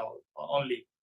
You just can't say that BJP is not working in terms of development and all that. That will not be sufficient. So that model, that structure, ideological structure is there especially in Tamil Nadu, and Honorable Chief Minister M.K. Stalin is actually taking that forward in terms of how he is delivering in terms of education and healthcare and development and growth and all that. So there can be another models also. So I wish that this conference will finally, because elections are not very far. So I think that it will be great if the participants will deliberate on different ideas of social justice and all that, and let there be contestation of two ideas, and let the best idea, the most powerful idea win. Thank you so much. Thank you. Respected Mr. M.K. Stalin, Chief Minister of Tamil Nadu, other dignitaries on the dais and off the dais. First of all, I congratulate Honorable Chief Minister of Tamil Nadu for organizing this second national social justice conference. The social justice is an essential requirement of our constitution. The political democracy is not just for enjoying the power, but it is for discharging the responsibility to establish social and economic democracy. We, the backward classes of citizens of India, we have waited for the last 75 years for achieving the social and economic democracy in the India. But the ruling caste, for the last 75 years, they have failed to discharge their responsibility to establish the social and economic democracy. And that is the reason we have formed a new political party, the People's Party of India Democratic, to achieve this objective of the Constitution. if the ruling caste do not take the constitutional obligation seriously, then, as Dr. Ambedkar has stated, 26th November 1949, in his last speech in the Constituent Assembly, if the political democracy is not used for the establishment of the social and the economic democracy, then the very same people who have established political democracy in this country, they will blow up the structure of political democracy. I warn to the ruling caste, even if after 75 years they do not take the constitutional obligation seriously. Respected chair of today's conference, fellow speakers, and all my friends fighting for social justice. Congratulate you for this second conference, and let me thank you very much on behalf of our party, CPI Liberation, for inviting us to this important conference on this most important agenda before the Indian people. After 75 years of India's independence, social justice should have been an important, prominent feature of Indian democracy, should have been a guarantee for the people. But unfortunately, we find that the situation today is becoming increasingly hostile, inimical to the very concept and values of social justice. And that's why it becomes all the more important for all of us fighting in defense of democracy, fighting in defense of the Constitution, and fighting to free India from the clutches of fascist aggression, to highlight the social justice as a central plank of popular mobilization and for the ongoing battle of the Indian people. Today, we find there are multi-pronged attacks on social justice.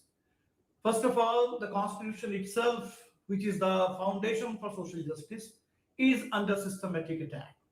Secondly, on the economic plane, we find intensified corporate aggression. And this corporate aggression robs the people of their right to resources, access to resources, and their rights. And increasingly, since the ascent of the Modi government at the center with 2014 and more so in the last few years, we find there is systematic subversion of social justice, even in the very limited understanding of reservation. So let me make it very clear. On the one hand, we find EWAs, which subverts the very constitutional idea of reservation. And now with this Vishwakarma Yojana, we find that the people are being sought to be tied down to their traditional caste-based occupation. So it's very important for us to make sure that the battle for social justice is fought on the social plane.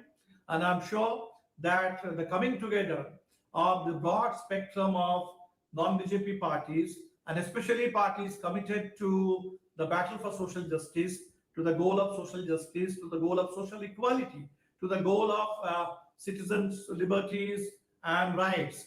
I think this will definitely strengthen this battle. So with this, let me thank once again the organizers for organizing this conference on this important topic. I'm sure this message will reach every section of Indian people, and we'll be able to join hands.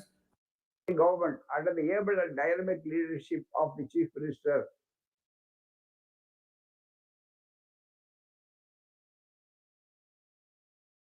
M.K. Stalin, in Tamil paper, it must be practically, it must be available to all the depressed and the downtrodden people. What is the case? Even in the Mandal Commission, we have got only few percentage. The scheduled caste people never got their full reservation percentage. Equally, tribes, equally the 27% situation. What about the reservation in higher judiciary? What about the reservation in High Court judges, Supreme Court judges? What is the position of the public sector undertakings? Because of the public sector, the reservation is there. They want to take it away. What they have given in the front door, they want to take it away through the back door by scraping it, by grabbing it, by converting the public utilities, public sector into private sector. So it is our bounden duty to raise the call and ask. There must be reservation in private sector also. So very important thing that we must insist is, first of all, whether you have implemented what you have announced in it. EWS clearly breaches the so-called 50% ceiling. When they come to the upper caste, they don't want to observe the 50%. When it comes to the dippers and the downtrodden, they want to see all these things. So it is very important. Three things must be discussed, and we must take an historical decision, and we must all turn to be the fighters for social justice. One is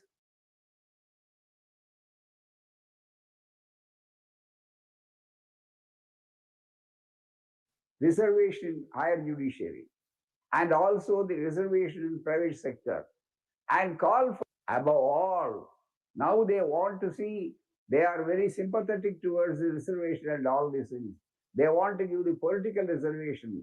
So far as the reserved constituencies, it is assumed. It is also extended. So more than political reservation, more than economic reservation, socially we are depressed and the downtrodden. Socially and educationally we are deprived and our rights were taken away. That is why social reservation is very important on the social plan, so that it is the time for us to fight with our cudgels.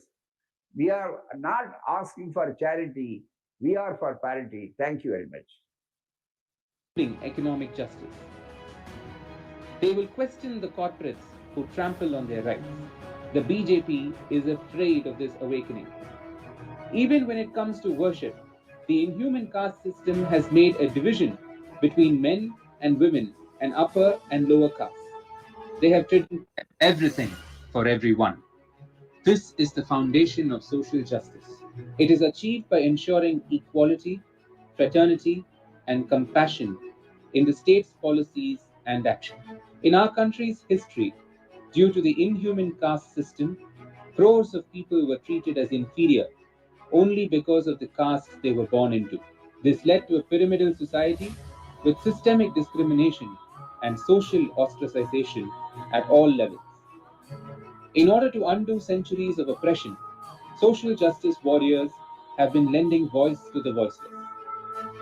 Our mandate is to bring a new dawn to the socially backward sections of society like OBCs, SC, and ST. The spark that would rekindle this revolution is self-respect. When we give the backward classes the spark of self-respect, they would naturally question the oppressive social structure. The first voice for a self-respect movement emanated from Tamil Nadu. This voice has grown into a social revolution and political movement that has led to real change through governmental policies. In Tamil Nadu, the socially backward classes are reaping the dividends of political power and elevating themselves into the mainstream. One of the main tools of social justice is the reservation policy. Dr. Kalaignar M. Karunanidhi, as Chief Minister of Tamil Nadu, took reservations to a new level when he enhanced reservations to 31% for BCs, 20% for MBCs, 18% for SC, and 1% for ST.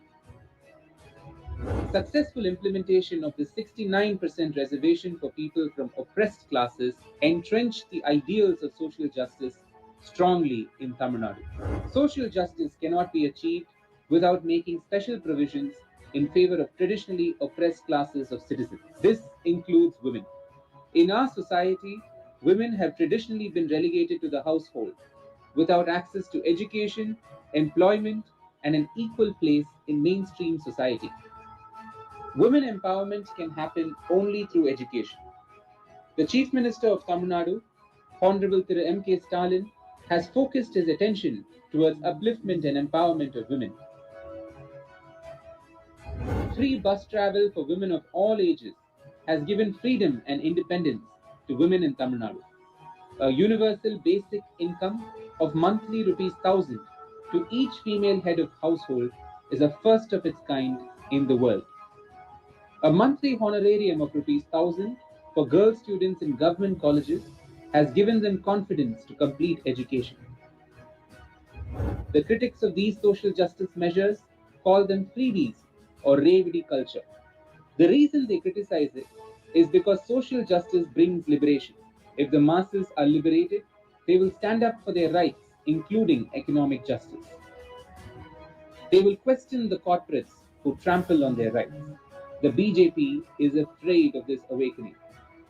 Even when it comes to worship, the inhuman caste system has made a division between men and women and upper and lower castes. They have traditionally reserved access to God for upper caste men.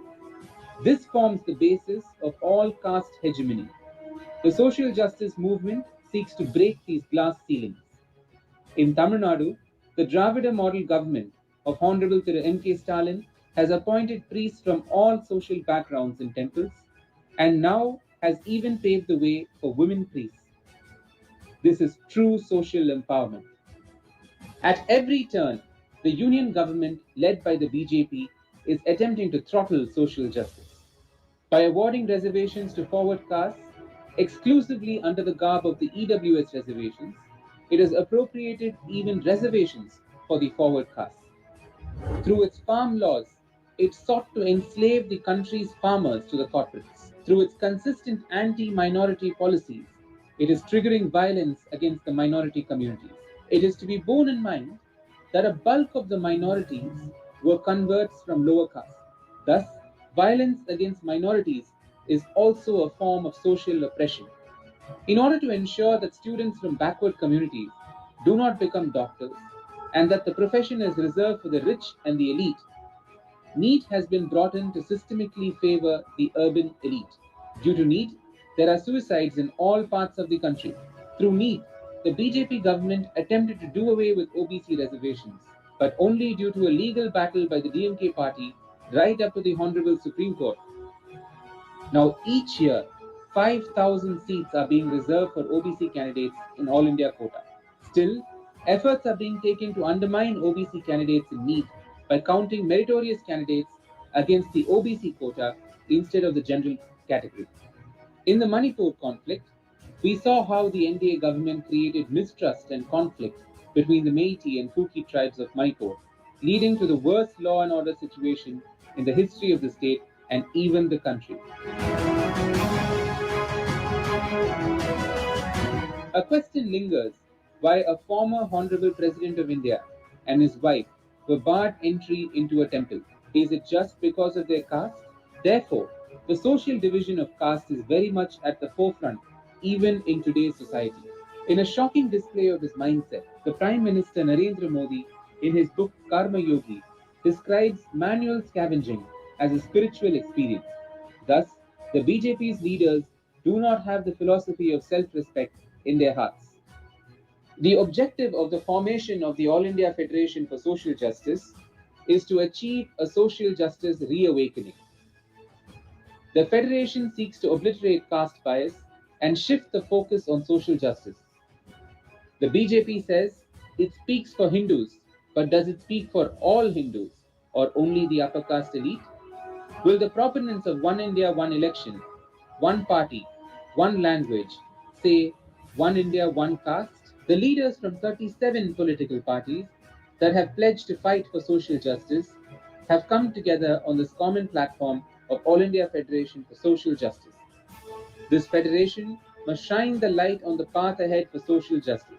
Achieving victory in the 2024 general elections will be the first step. I now invite Mr. P. Wilson, Member of Parliament and convener of the All India Federation for Social Justice, to deliver the welcome address.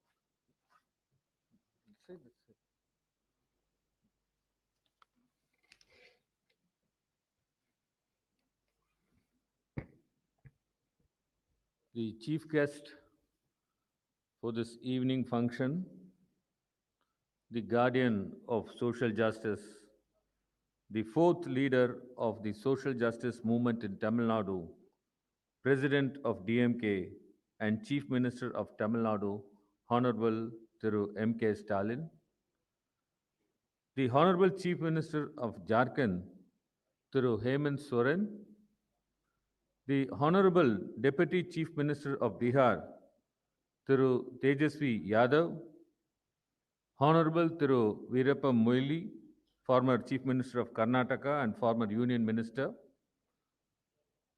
Honorable Mr. Akhilesh Yadav, Leader of Opposition and President Samajwadi Party, Honorable Thiru Sitaram Yechuri, General Secretary CPI Marxist, Honorable Thiru D. Raja, General Secretary CPI, Honorable Thiru Chagan Bhujbal, Minister, Government of Maharashtra, Honorable Thiru Farooq Abdullah, President, Jammu and Kashmir National Conference, Honorable Professor Ram Gopal Yadav, Member of Parliament, Honorable Mr. Sanjay Singh, Member of Parliament, Honorable Keshav Rao, Member of Parliament, Honorable Professor Manoj Kumar Jha, Member of Parliament, Honorable Mrs.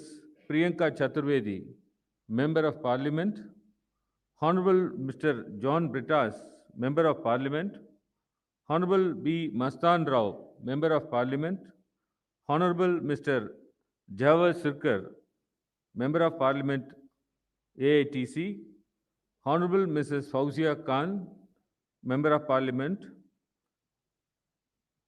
Honorable Mr. Tiruma Valavan, Member of Parliament, Honorable Thiru A. Raja, former Union Minister, Honorable Mr. Kalanidhi, Honorable Mr. Girirajan, Honorable Mr. Rajendran, all the dignitaries who have come here to participate in this function, the leaders from various political parties, leaders from various associations who have come from far off places to attend this conference, members of civil society, friends from the press, media, learned advocates, ladies and gentlemen, Vanakkam and good evening to you all. I have the pleasure of welcoming one and all to the second national conference of the All India Federation for Social Justice. I fondly recall meeting in this very hall 6 months ago for our first national conference, which was a resounding success. More parties and leaders have joined us this time, and it only means that the reawakening of the social justice movement across India is well and truly on its way. This federation was conceived by Honorable DMK President Thiru M.K. Stalin with the motto, Everything for Everyone, on the Republic Day in 2022. The vision is to unite all the warriors of social justice, both from the political parties and civil society, to come together to counter bigotry and repressive forces and rekindle the fight for social justice. It is undeniable that across party lines, there is massive support for social justice policies. Friends, our country is in dire need of a social justice reawakening.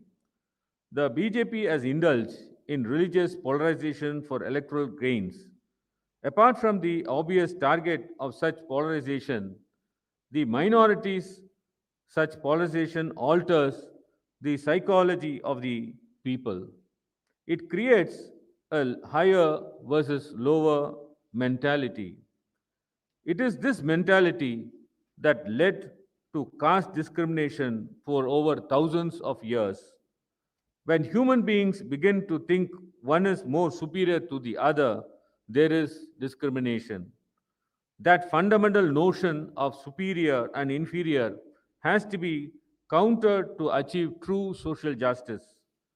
When the BJP polarized the nation to create a Hindu versus Muslim divide, it actually reinforced the superiority complex of upper caste. That this manifests itself in how upper caste have also begun treating the socially backward classes since the BJP came to power. Atrocities against Dalits and socially backward classes are increasing daily. Atrocities against women are on the increase. Recently, I was shocked to see that even after cricketer Mohammad Siraj's performance in the Asia Cup final that led to India's victory, social media was full of disparaging remarks alluding to his Muslim faith. There is a deeper reason for this. As we all know, most of the Indians who converted into Islam or Christianity were from the lower caste. Thus, this discrimination also stems from the social bias. This is a deep rooted bias which can be obliterated only by a social revolution with social justice at its forefront. One of the common misconceptions is that social bias is removed just with economic upliftment. Recently, there was a news article about the existence of rampant caste discrimination with big tech companies in USA. It's a technology company. Can you imagine that people have moved to the USA and still carry that bias? In fact, so much so that they prevailed on Google to cancel the talk of a prominent Dalit activist, Tenmuri Soundararajan. So that is why we say reservations cannot be based on economic criteria alone. But being rich does not wipe out the social stigma that backward class face every day. I would like to recall that the former Honorable President of India was denied entry into a temple because of a caste. There is an urgent need to rekindle the social justice movement in this country. The fires of that revolution led to the Mandal Commission and the reservation policy, but that is not enough. Even today, few forces are attempting to deny reservations at every juncture. You all remember that for 4 years, the BJP government was denying OBC reservation in All India quota in NEET. Our leader, through M.K. Stalin, decided to fight through courts. I appeared in both the Madras High Court and the Supreme Court. And because of this victory, every year we are getting about 5,000 OBC students medical admissions. This is a history. We must rekindle this revolution to achieve equality in all other spheres. We must empower women to truly liberate them. Today, the government has approved the bill for 33% women reservation in legislature. Friends, Tamil Nadu is a forerunner even on this issue. In Tamil Nadu, DMK government under Dr. Kalanya, who was then the chief minister, implemented 33% reservation for women in elections to all local bodies as early as in the year 1996. The only way we can truly empower a woman in election to all local body as early as through education and giving them a seat at all tables. Our present Honorable Chief Minister has provided ₹1,000 universal basic income to all female heads of the families, has ensured free bus travel for women, and is also providing monthly honorum for female students from the underprivileged families in colleges. Ladies and gentlemen, the purpose of this federation and this conference is twofold. One, to reaffirm our commitment to the cause of social justice, especially in the view of upcoming elections, and two, for a frank exchange of ideas among all political parties present here so that we can come up with the common minimum guarantees for social justice in our state as well as for the union. The time is right to make a social justice the focus of our policies. I welcome all of you once again to this evening function. Thank you very much. Thank you, sir. I now invite our guest of honor, Honorable Mr. Chhagan Bhujbal, Honorable Minister for Food, Civil Supplies and Consumer Protection, Government of Maharashtra, to deliver his special address.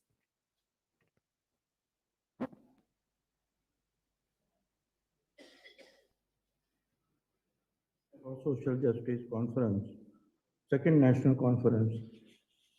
I congratulate Honorable Stalin, Chief Minister of Tamil Nadu, and very glad to see that star personalities like Farooq Abdullah Saab, Virappa Moili, Tejasvi Yadav, Soren, Akhilesh Yadav, Sechuri, Sitaram Yechuri, D. Raja, etc. They are all joined this conference. Now, in Maharashtra, I will say that we are facing some other problems. Whatever problems we are to discuss in this conference today, those are there because we want the reservation in the judiciary, reservation in the central secretariats, etc. If you see, hardly 2-3% reservation for OBC is there. People are there. They don't want to take more road, you see, in their secretary. I don't know why. And judiciary also, nothing. But now we are facing some other problems in Maharashtra, where this OBC community is in ruling position. They may not have more problems or no problems at all. But here, as you know, that Maratha community is a ruling community in Maharashtra. Now this community is asking reservation for Marathas since several years. Well, or then Fadnavis, the then Chief Minister, he formulated some act and High Court, they upheld and they give the 12% separate reservation for Maratha community. However, it was turned down in Supreme Court. Now what to do? Again, there was some leader, he sat on the hunger strike, and unfortunately, when he became so weak, so police wanted to lift it to the hospital. And there, then some stone pelting was there, and then the cane charge was there, and some people were injured, and their agitation flared up like anything. Big morchas, etc. They are, bringing pressure on the government that now, instead of giving separate reservation, they are asking reservation in the OBC quota itself. As you know that we have 27% quota, and Maratha community is single largest, biggest community. They want in OBC reservation. Here we say, you take the reservation, but don't touch whether it is tribals, whether it is Dalit, or whether it is OBC reservation. You can take some, you can have separate reservation. We support it. Okay, you people, some people are very much poor and jobless. Youngsters are there. So, but now when they think that Supreme Court or judiciary is not going to agree with that, they want a reservation in OBC. Now that is the biggest problem we are facing now.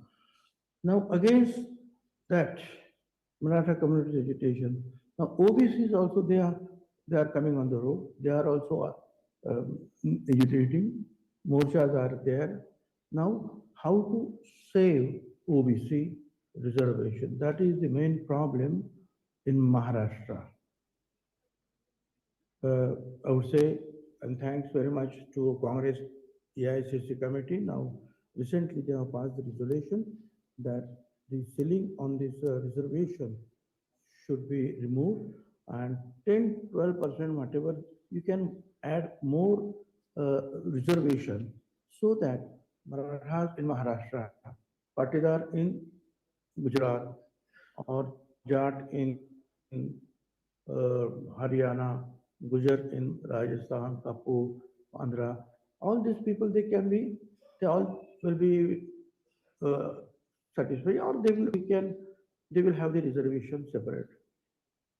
Now here, I would request the all stalwart people, leaders join this meeting, that can we pass one resolution asking the prime ministers and the central government to increase a reservation, that is to remove the ceiling of 50% and add 10 or 15% more, as CWC, AICC has passed a resolution on that line. If we can pass it, I think there will be pressure on the central government also. If we don't ask, they would not listen, they will not think of it. But since all other parties, many parties have joined this conference, if we ask unanimously, now please lift that ceiling on it, cap on it, and increase it, I think that will be more beneficial, and our Maharashtra's problem as well as other problems of the other states also will be able to solve. Thank you very much for accommodating me. Thank you. Nice of you.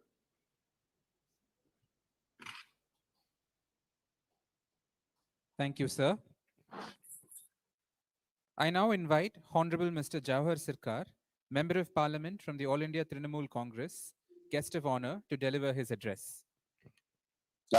Friends, thank you very much for inviting me, and I'm very sorry I couldn't come personally. I actually have to rush to a studio where there's a prior arrangement to speak on a particular controversial subject. But I could not miss this seminar, this gathering, this topic today, because I have an innate interest in it. You see, born in a casteist society, I have seen for myself how much of social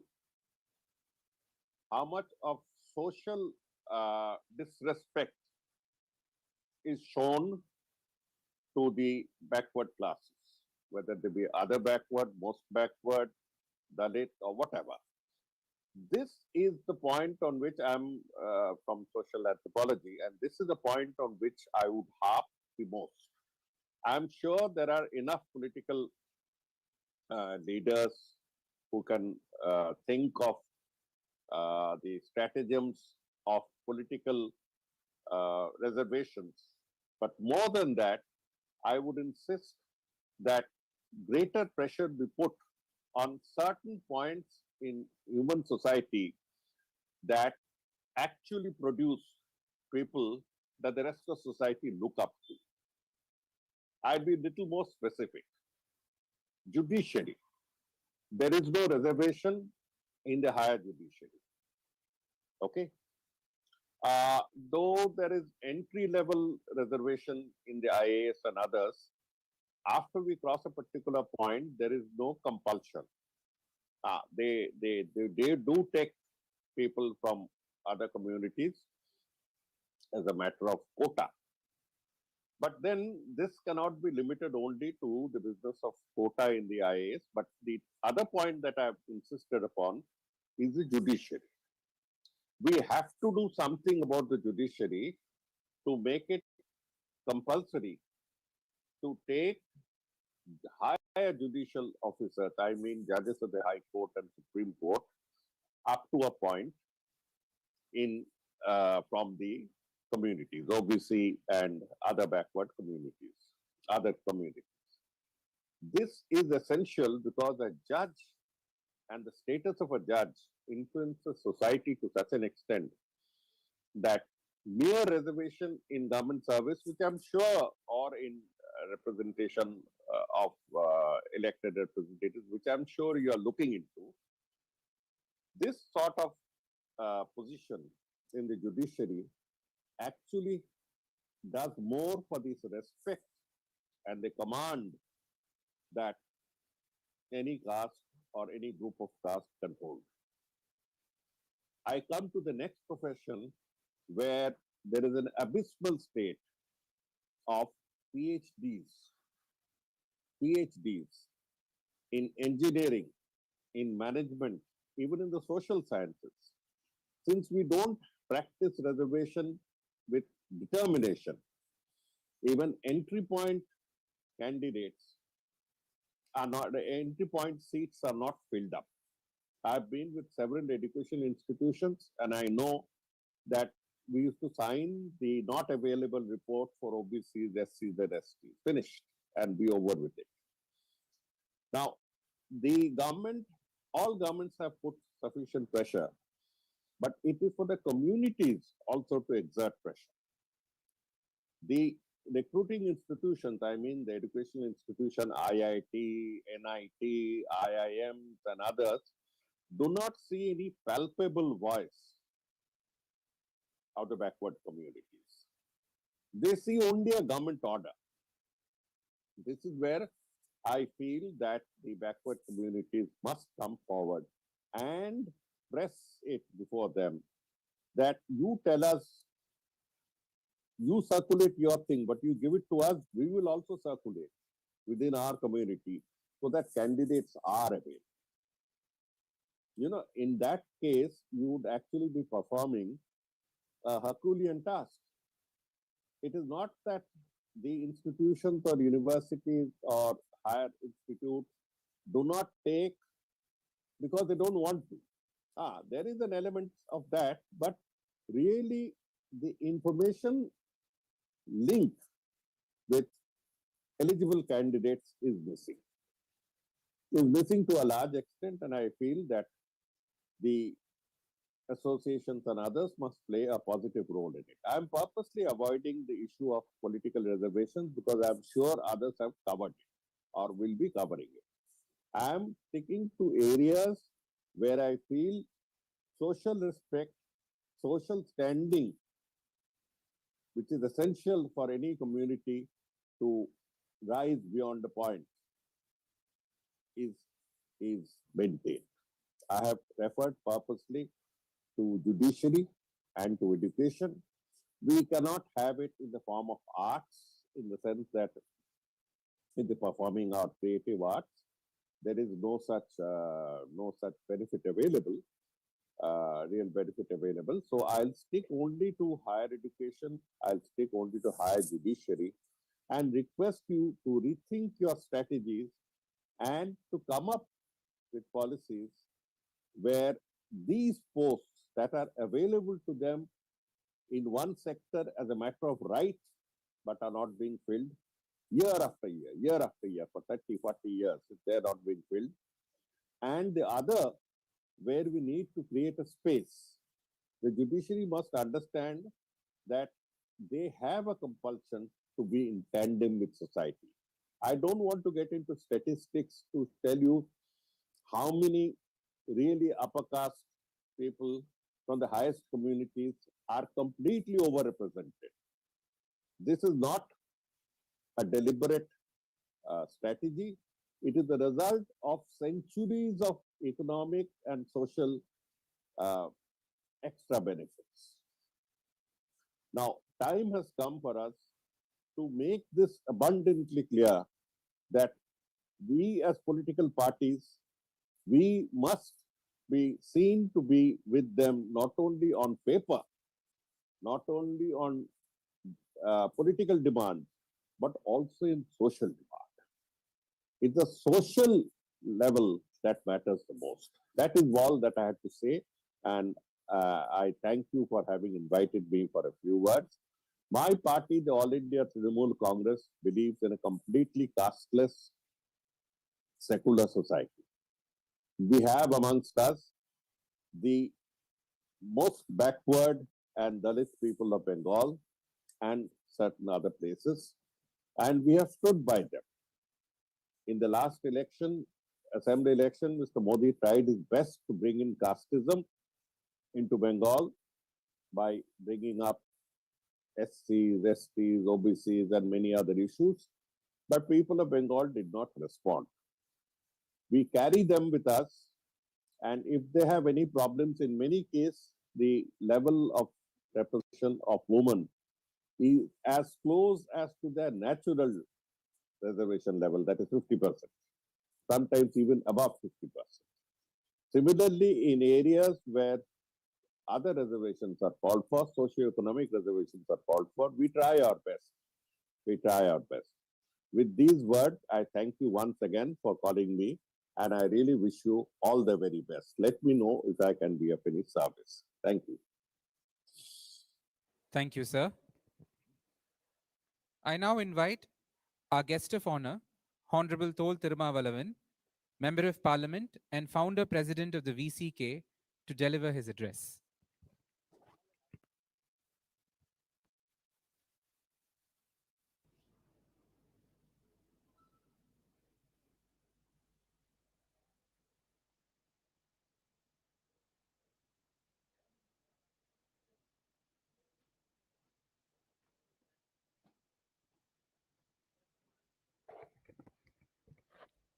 Respected leaders,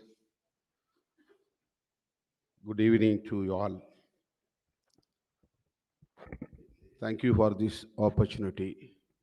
I would like to express my sincere thanks to Honorable MP, Mr. Wilson.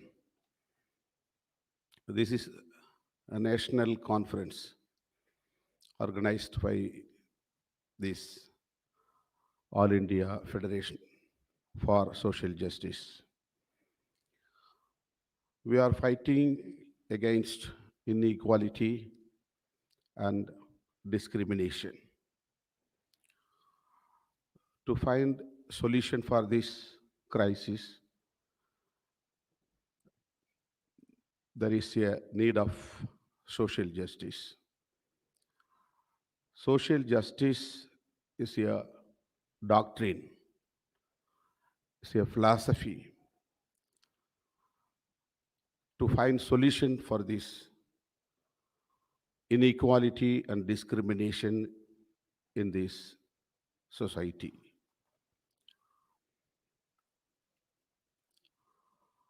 Reservation in education and employment and political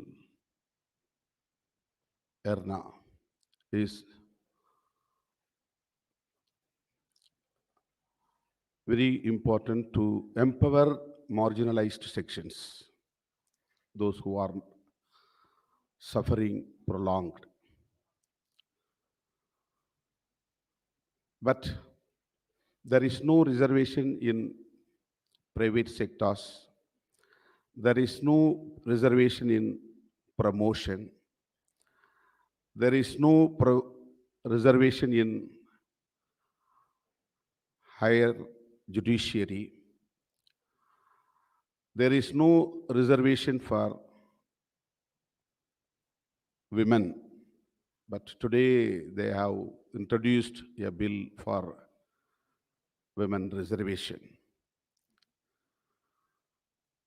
So this kind of handicaps are there in these reservation policies. Ruling people are converting all public sectors into private sectors.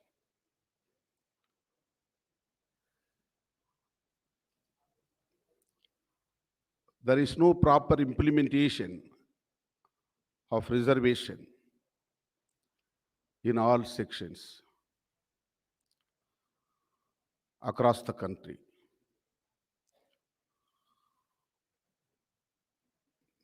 This is the high time to consolidate all reserved category people all over the India.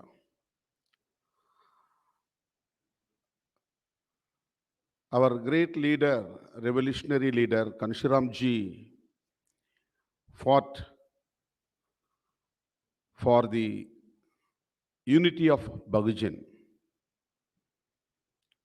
He has dedicated his life completely for this consolidation across the country. What do you mean by Bahujan? Bahujan means majority. We are the majority. Who are the majority? Scheduled caste, scheduled tribes, minorities, and OBC. We have to know one fact in this formula, that is exclusion of forward community or exclusion of Brahmins. This is the prolonged fight in our country. Exclusion of Brahminism, exclusion of Brahmins, or exclusion of forward community.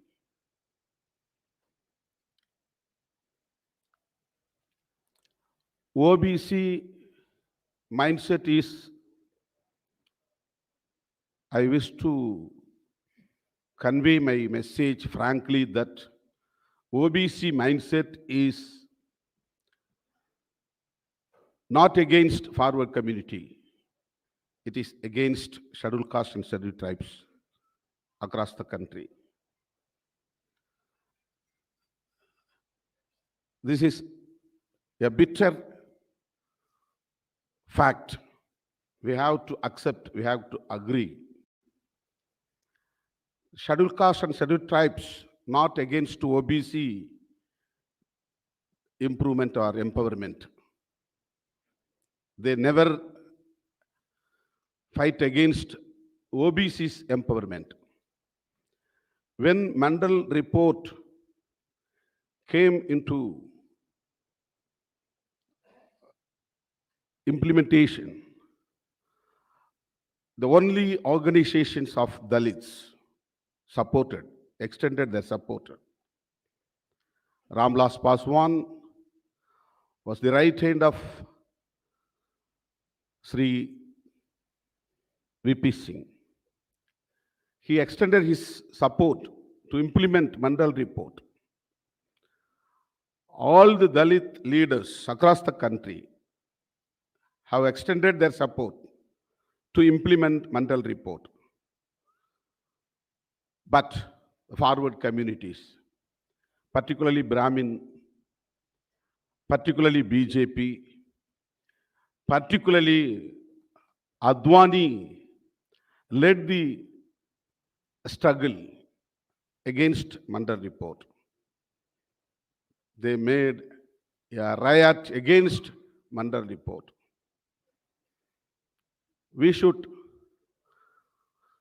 realize who are the enemies for OBC, whether scheduled caste, scheduled tribes, or forward communities. They never accept the empowerment of OBC people. They are fighting against OBC empowerment. After Mandal report, only BJP developed like this because of this Mandal report implementation. They have come to the street to fight against Mandal report, not against the reservation of scheduled caste and scheduled tribes. Forward communities still fighting against the reservation of OBC in the country. That's what they brought EWS reservation. That's what they put a ceiling for the reservation through the judiciary, through Supreme Court. So fight between OBC and FC. This is the factual truth. We have to understand and we have to realize. So my point is, all OBC leaders have to work together to change the mindset of the OBC across the country towards, against forward communities. This is a very important point I have to mention here. Scheduled caste and scheduled tribes people never against OBC empowerment. Always they are supporting Mandal report. They are extending their support to consolidate the unity of Bahujan. No leader from Bahujan, from OBC, to consolidate scheduled caste and scheduled tribes along with minorities and OBC in the country. But all the leaders from scheduled caste, revolutionary Dr. B.R. Ambedkar and Kanshiramji, struggled like anything to consolidate the unity of Bahujan. The unity of the Bahujan, this is the solution. Unless we make a unity of the Bahujan, we can't succeed this Sangh Parivar's conspiracy.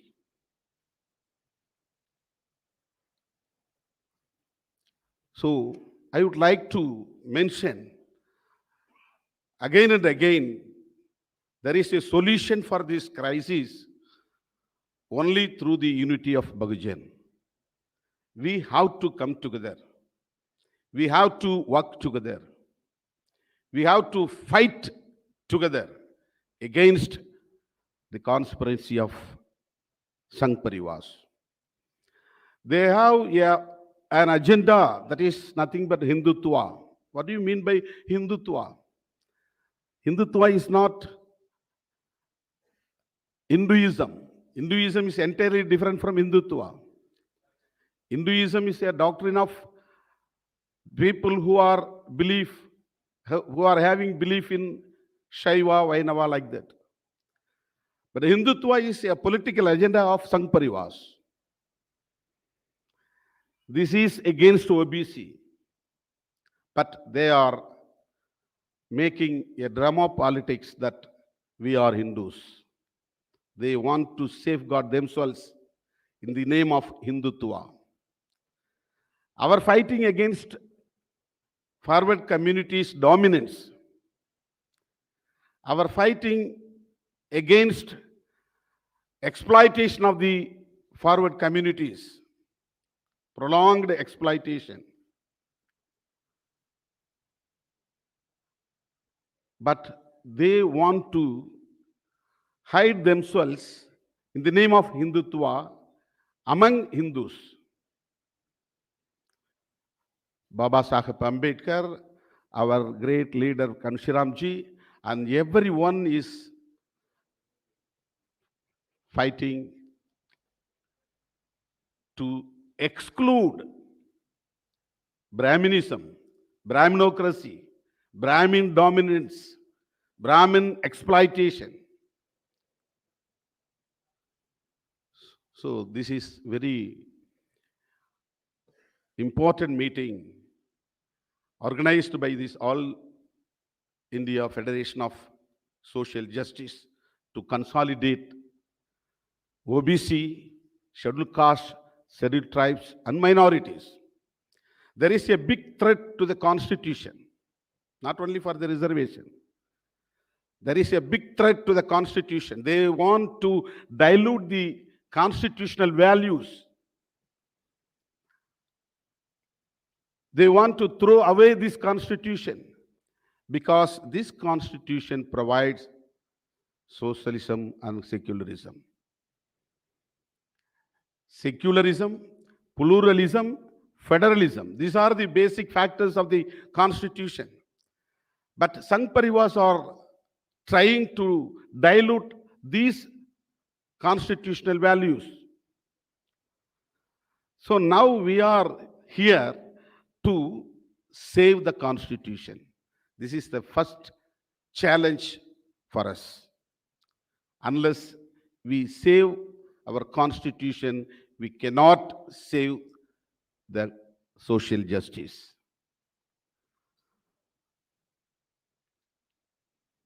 So this is the high time to make awareness among all marginalized sections, particularly Bahujans. We have to find a solution to consolidate OBC, scheduled caste, scheduled tribes, minorities. This is need of the hour. Unless we can't succeed in our struggle, this is my humble message to you all. Thank you very much for this opportunity. Thank you. Thank you, sir. I now invite our guest of honor, Honorable Dr. Fauzia Khan, Member of Parliament from the NCP, to deliver an address.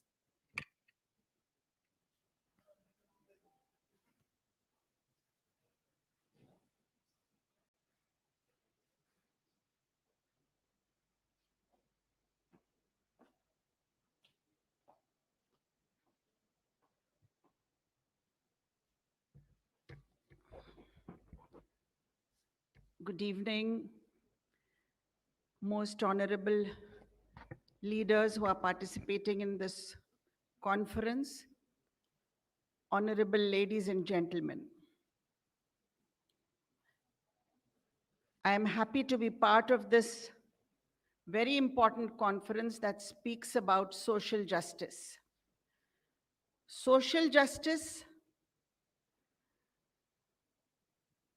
is something that our Constitution has its thrust on. Our Constitution, under Article 15, prohibits discrimination on any grounds. And not having discrimination and building an inclusive society is the core spirit of the Constitution.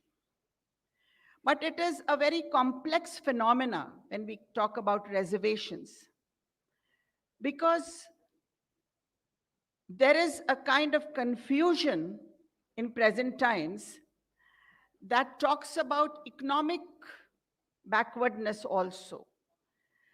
But as far as our Constitution is concerned, I feel the Constitution speaks about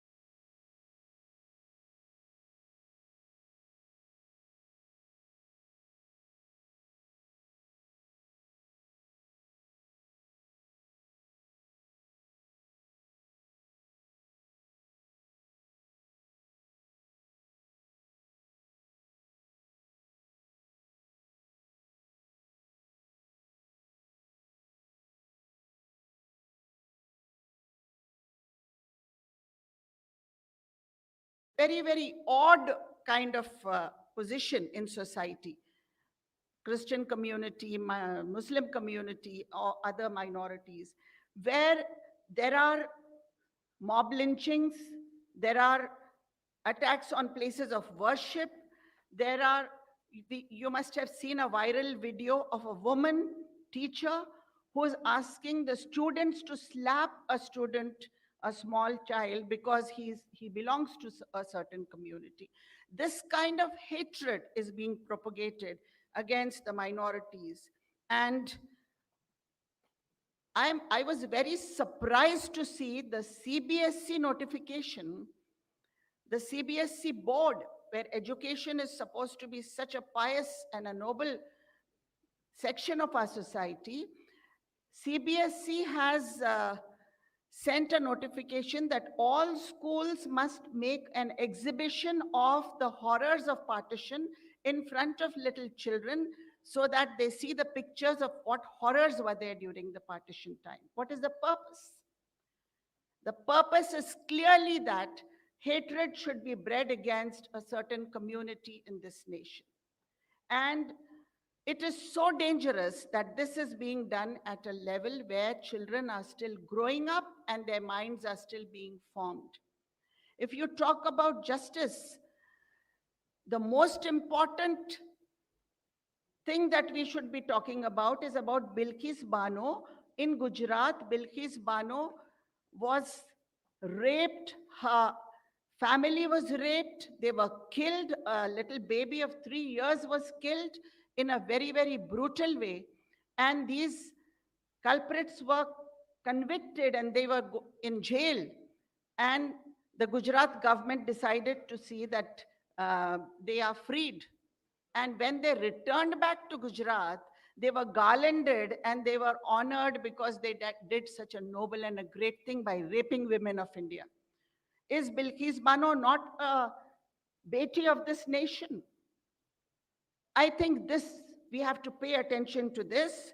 And what is needed is, in order to identify backwardness, in order to make sure that it is implemented properly, in order to make sure that new social backwardness is not being created in this nation, we have to come up with a special mechanism in this nation.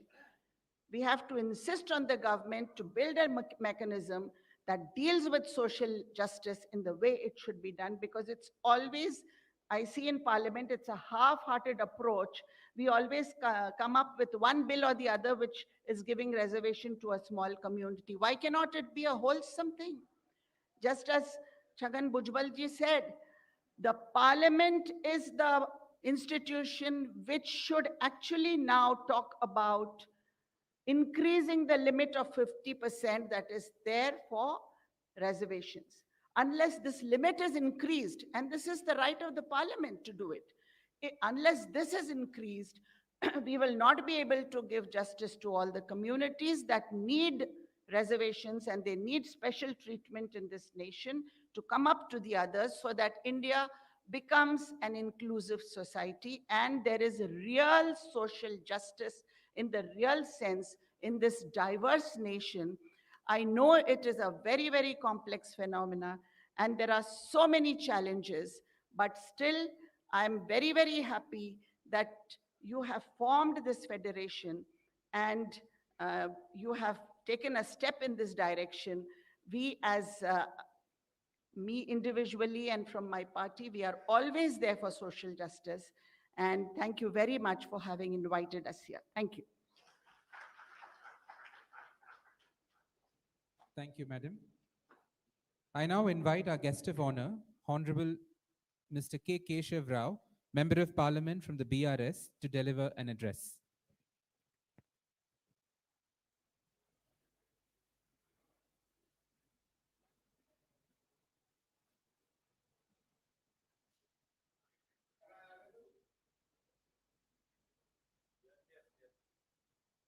Right up? Yes, sir. Okay, go ahead.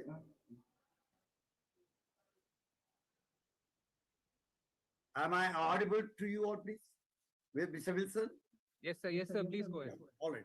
Thank you very much for inviting me. I'm sorry I recognize the presence of a lot of my good friends there in your hall. I would have really joined myself personally. I didn't know you were holding a seminar like this and you wanted to speak. I thought I would only go on the stream. Anyhow, the question is about social justice, which we have earlier also have participated in one of your deliberations where I had given my views. My views are not that definitive or descriptive or narrative in the sense. I always get bothered, and despite all of us talking for this centuries, how come the social justice is justice? There's nothing like social justice because any justice that you are asking for the people in a country like us, where absolutely 20%, 10% of people are poor, are rich, and others are really poor. We are talking about those sections. Then how come we have not been able to come out with some kind of a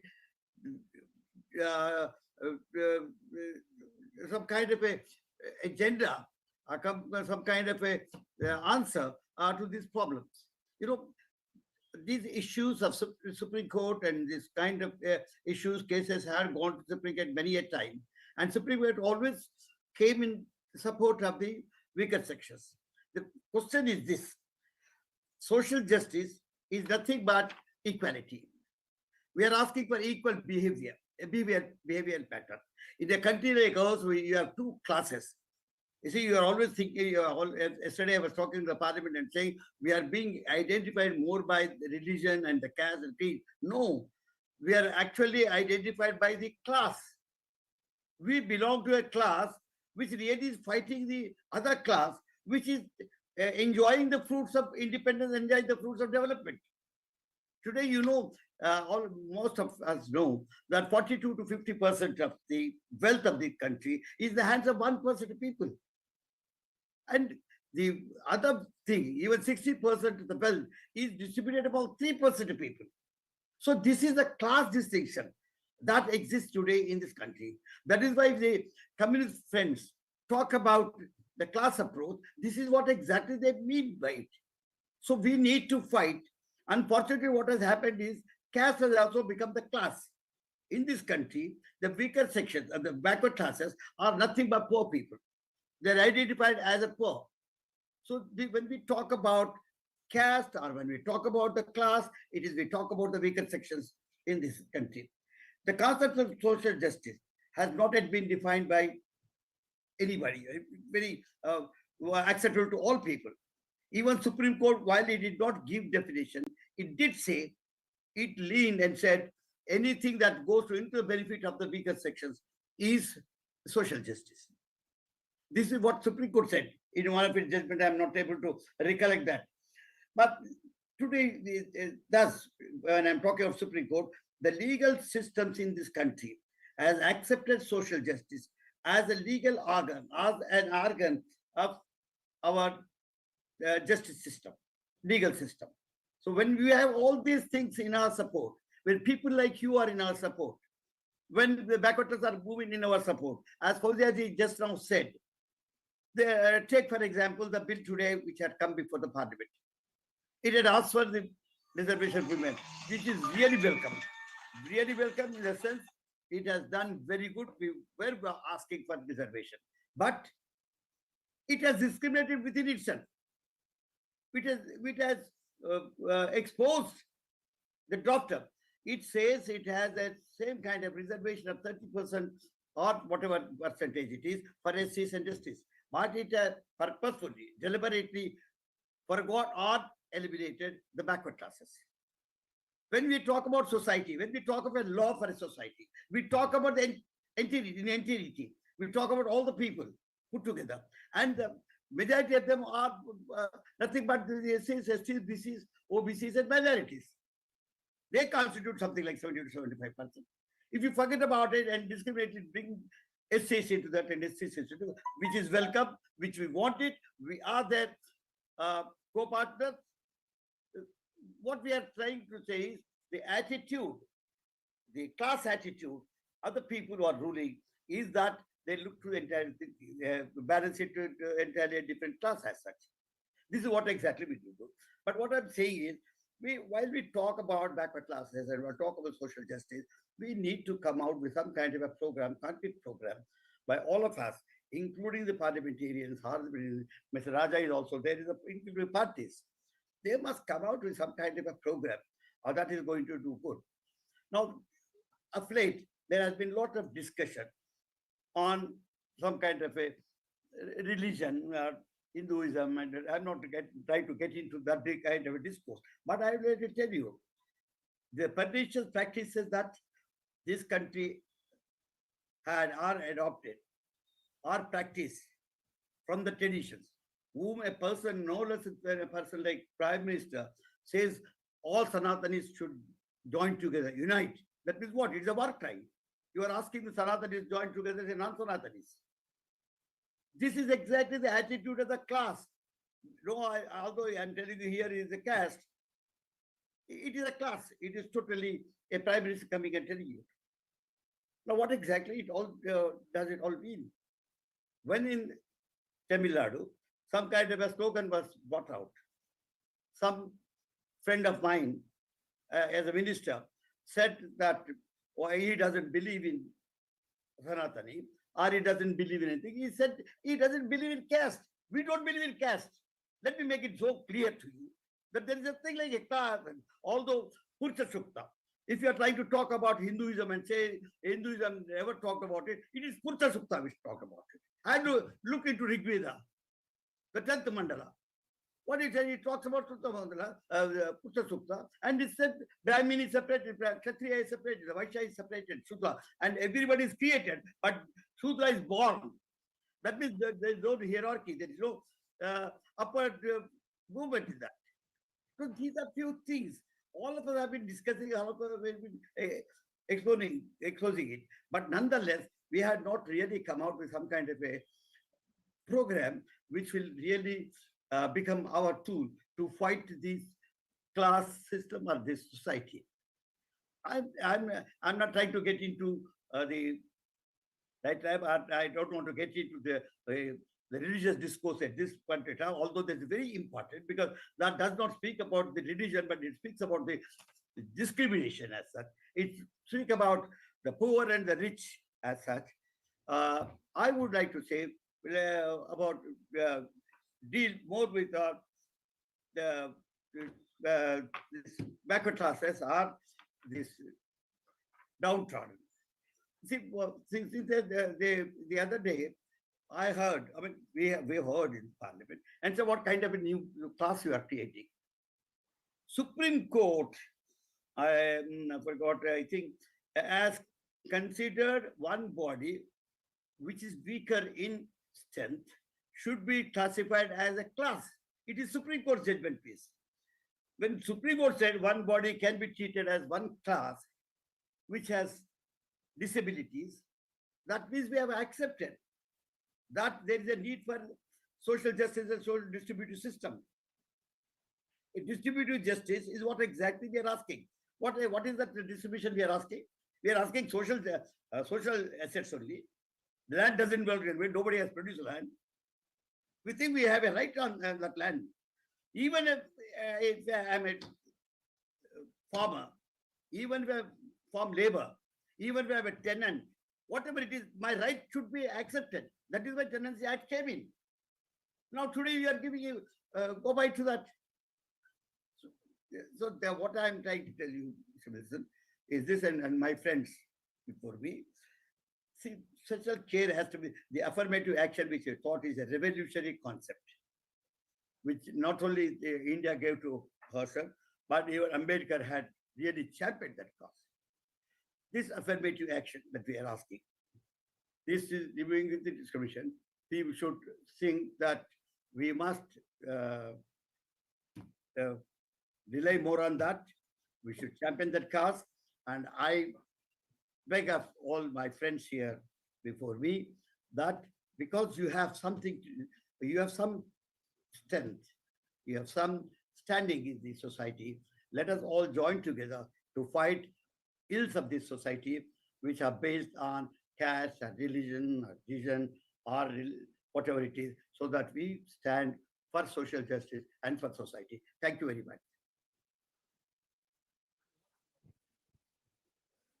Thank you, sir. I now invite our guest of honor, Honorable Mr. Farooq Abdullah, Member of Parliament, President, Jammu and Kashmir National Conference, to deliver an address. Mr. Wilson, thank you for organizing this meeting for social justice. I thank also the Chief Minister of Tamil Nadu, who was the champion of social justice. And I think he has done a commendable job in Tamil Nadu. As far as Jammu and Kashmir is concerned, we have taken steps from the very start of the independence of India. You will not find any suicides by our farmers, be they Dalits or others, because we gave land to tiller. Those who tilled it didn't get anything. But we took a decision then that they are the rightful owners of the land, and land was given to them without any compensation. Secondly, education was made free from primary class to the university level for all, irrespective of what your caste is, what your religion is, how backward you are, so that you can prosper, and education was made free. Healthcare was made free. Now, I've heard many of the speakers here, unless, and I say this clearly, unless you elect a government that will think for all, not for one alone, one caste, one section, you will never find changes. After 15 years, today a bill was brought for women's empowerment. We've been shouting from pillar to post for that. Let us hope that this will give all, even backward classes, all minorities, a chance to be able to come to the house of women who can speak for themselves and speak for the community, which will make a new change for the new parliament and the new India that we should see. There's no doubt there's tremendous discrimination. There is tremendous unemployment. And there is tragedy that educationally people are still far behind in many states. This cannot be changed unless we all work together. When I say together, let's forget what religion you have, what language you speak, what region you belong to. Unless we all sit together and elect the new government that is going to happen in 24, that will think for all, you will not be able to remove discrimination. Whether it's appointment of judges or whether it's appointment of any other form in services, in police, in army, in navy, air force, or government service. If you want truly representation of the people of India, then you need to have a government that will think in those terms. I'm sure you heard a lot of intelligent people speaking to you today. To Wilson, I'll say, keep on fighting. Unless we fight for our rights, they will never come. Let's unite and let's fight together for better India, a united India, for India which is inclusive India, where there's no division between one and the other, that he is first-class citizen, this fellow is second-class citizen, this fellow is third-class citizen. We're all citizens of this great nation. There is no doubt about it. I do not see myself as any other person but a citizen of this India and number one citizen. No such thing as 2, 3, 4. Thank you for giving me this opportunity to speak to you. I would have spoken to you much more, but I have to go to a function. That's why I asked Wilson if I could come to speak. My party and I, we are with you in this movement. We'll stand by you and we'll support you in every way to see that social justice is given to everyone of this nation. Thank you. Jai Hind. Thank you, sir. I now invite our guest of honor, Honorable Mr. D. Raja, the General Secretary of the Communist Party of India, to deliver an address.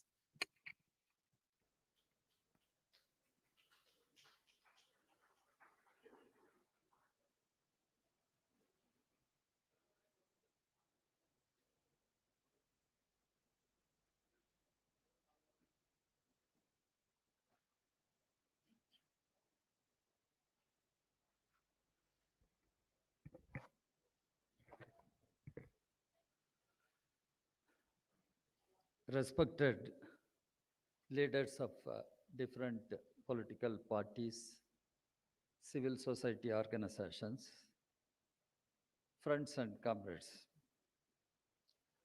I was present in the first conference of this forum for social justice. Now I am present in the second conference. So I commit myself as one among you. My party is one among you in the struggle for social justice. At the outset, I take this opportunity to congratulate and thank the DMK President, Tamil Nadu Chief Minister, Thiru Stalin, for championing the cause of social justice in the given situation. Friends, comrades, social justice. What do we mean by social justice? Because justice is one, according to Dr. Ambedkar. It is social, political, and economic.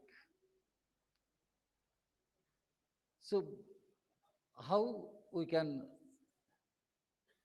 establish social justice? How we can establish political justice, economic justice? India is a country with tremendous diversities. Indian society is society based on three major evils. One evil is caste, caste hierarchy. The other evil is class division, exploitation of the working people, their surplus value. The third evil is patriarchy, not giving adequate due place for our women and keeping women as underprivileged, or they cannot have equal rights with men, patriarchy. So these are the three major challenges: caste, class, patriarchy. How we are going to fight these evils? Unless we come together and fight against these evils, I do not think we can take the country forward. 2047, people may declare they would make India as a developed country. I would like to challenge them. 2047, of course, we will also be there. Would you guarantee the people of India that India would be free from caste hierarchy, free from class exploitation, free from patriarchy? How to fight? This is what Dr. Ambedkar warned when he moved the constitution, when he made that historic speech. Dr. Ambedkar said, India will be entering into a new life of contradictions. In politics, we will have equality. What does it mean? One person, one vote. But in social life, cultural life, we will not have any equality. One person, one value. When we are going to accomplish that? When we are going to accomplish one person, one value? Till that time, justice will be a big question. Again, Dr. Ambedkar, in the very preamble of the Constitution, made it clear justice, social, political, and economic. You cannot separate social justice, political justice, economic justice. They are close. They form fraternity, trinity. Dr. Ambedkar spoke about equality, liberty, and fraternity. They constitute a trinity. The same way, social justice, economic justice, political justice, they operate as a trinity. So, how we can fight for political justice? How we can fight for economic justice? How we can move towards social justice? That is the challenge before us. That is the challenge before us. And in India, the society is one where we cannot live keeping our heads high as proud citizens of India. And we keep talking about many things. We make many claims about Indian civilization. What is that Indian civilization? I keep asking every time, what is that Indian civilization? You cannot treat the citizens as equal. You don't treat the citizens as equal. And what is the meaning of civilization? What is there to claim big pride in our ancient civilization, modern civilization? This is what we should ask ourselves. We should ask ourselves how we can build a new India where we will have a new civilization, where we will ensure the empowerment, economic, political, social empowerment of all sections of our people. This is what we should think over now. And here again, I go to Dr. Ambedkar. He was a great thinker and philosopher. Great thinker and philosopher. Karl Marx said, all philosophers have interpreted the world in various ways. However, the point is to change it. Point is to change it. Here in India, in Indian context, Dr. Ambedkar really showed the way how to change the society, how to move forward. That is where he architected the constitution in such a way. The constitution, the first thing is, Ambedkar made it clear, India can never become a theocratic nation, should never become a theocratic nation. Indian state should not become a theocratic state. If at all Indian state becomes a theocratic state, that will be the biggest calamity for the nation. This is what Dr. Ambedkar said. Now, irrespective of religions, everyone has to think over. Can we have a theocratic government, theocratic state? We'll have to ask ourselves. Then Dr. Ambedkar said, the Indian state must be a welfare state. That is where Dr. Ambedkar made it clear, all means of production must be in the hands of government, which is answerable to the people, which is answerable to the people. And wealth should not be concentrated in the hands of a few people. And every citizen should have right to live with dignity. Right to live with dignity. This is what our constitution speaks. So Indian state should be a secular state, number one. Indian state should be a welfare state, number two. Number three, Indian state should be a federal one. Ambedkar called initially United States of India. When he moved the constitution, he said India, Union of States. This is what Ambedkar said. Now, as Indian citizens, as activists, what are we doing? What are we doing?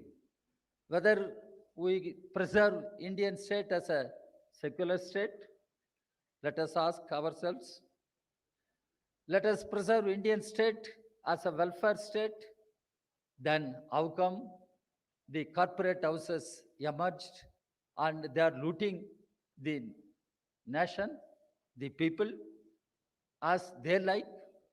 And India feels proud.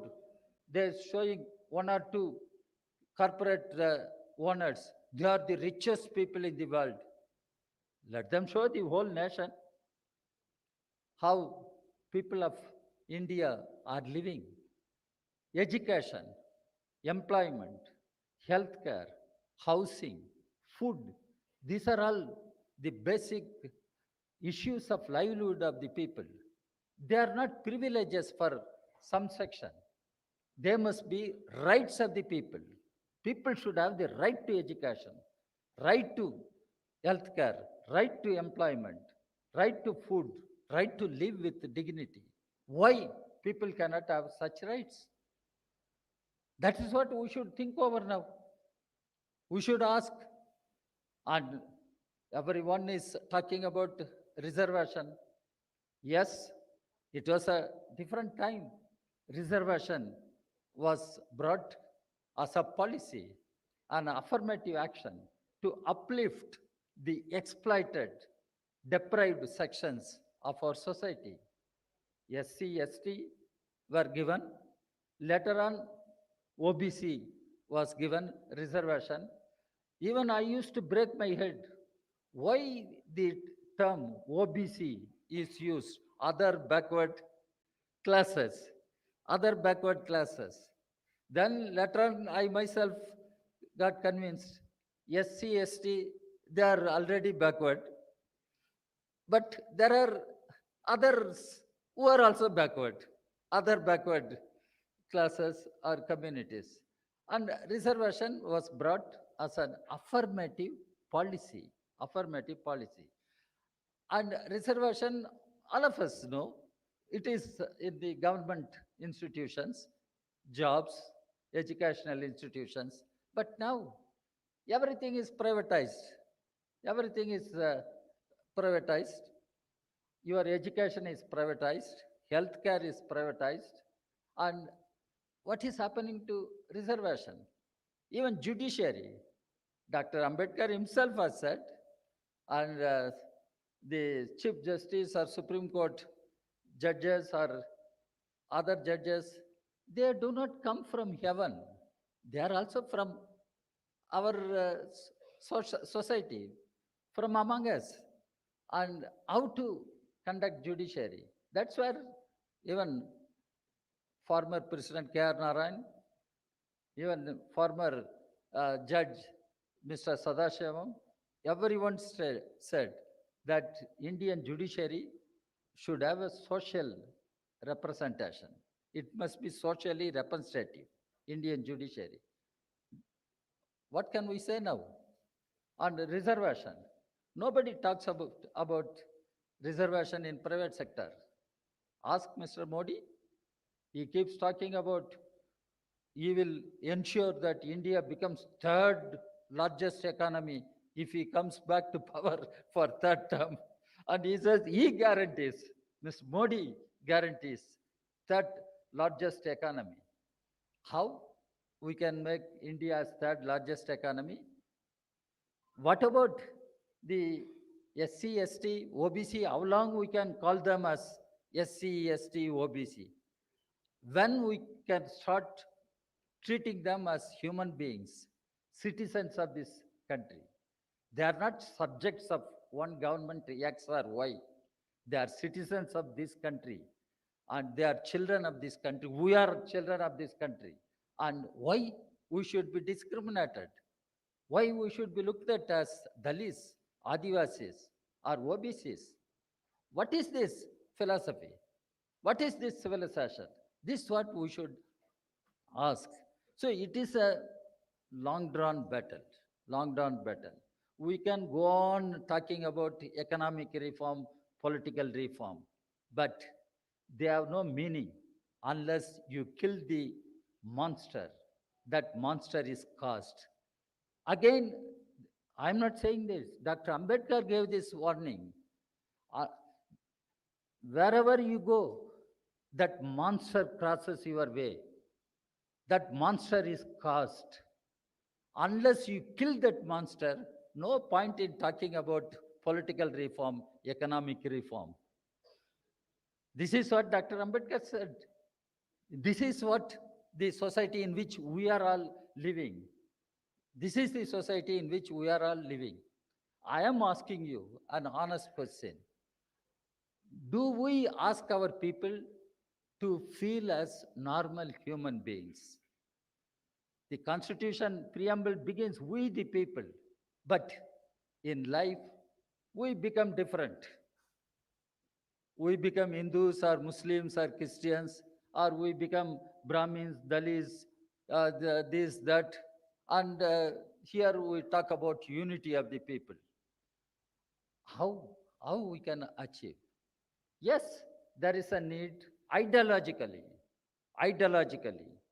philosophically. We must fight for change of mindset, for the change of mindset. And we should see that the exploited classes, I use the word exploited classes, they can be Dalits, they can be Adivasis, they can be OBCs. They must be brought together. We must build unity among Dalits, Adivasis, and OBCs. There, even I can go to the extent, the exploited sections of other communities and castes, they also brought. This is where we as communists, we say the exploited people should be united, socially exploited, economically exploited, politically marginalized, exploited. These exploited sections should be brought. And I use Marx, who said, let the world tremble at a communist revolution. Workers of the world, unite. You have nothing to lose except chains. Now in India, workers of India, the exploited people of India should unite. You have nothing to lose except chains. What are the chains? One chain is caste system. The other chain is class exploitation. The third chain is patriarchy. So unless we break these chains and liberate our people, social justice will remain a far-reaching goal. It will remain as a goal. And when we can achieve that goal, when we can move to the target, unless we break these chains. And social forum like this must intensify the ideological political campaign. And we must change the society in which we live. We must change.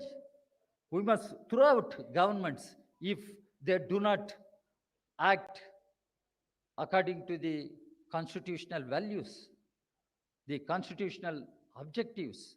We should throw out. Now, why we are coming together? Why we are saying save India? Where is the danger coming to the country? Save India. From whom we want to change India? Save India. After saving India, where we are going to take India? How to change India? This is what we all should put our heads together. We all should put our heads together and we should fight together. And we must save India and we must change India. We must take our people forward. And our people, wherever they are in Jammu and Kashmir, they are in Manipur, they are everywhere. Our people, they are all our people. And our people should live as equal citizens. Equal citizens. All are equal. All should have the right to live with dignity. How we can ensure? That is the only way we can move forward to establish social justice. Once again, I take this opportunity to thank Mr. Wilson and the Social Forum for organizing such event every year.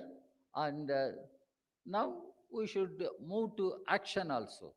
We should move to action also. We should think over how we can reach out to the people and mobilize the people, involve the people in the struggle for social justice. We'll think over on such issues also in the coming days. I thank everyone and I wish our struggle continues and it should continue. Thank you very much.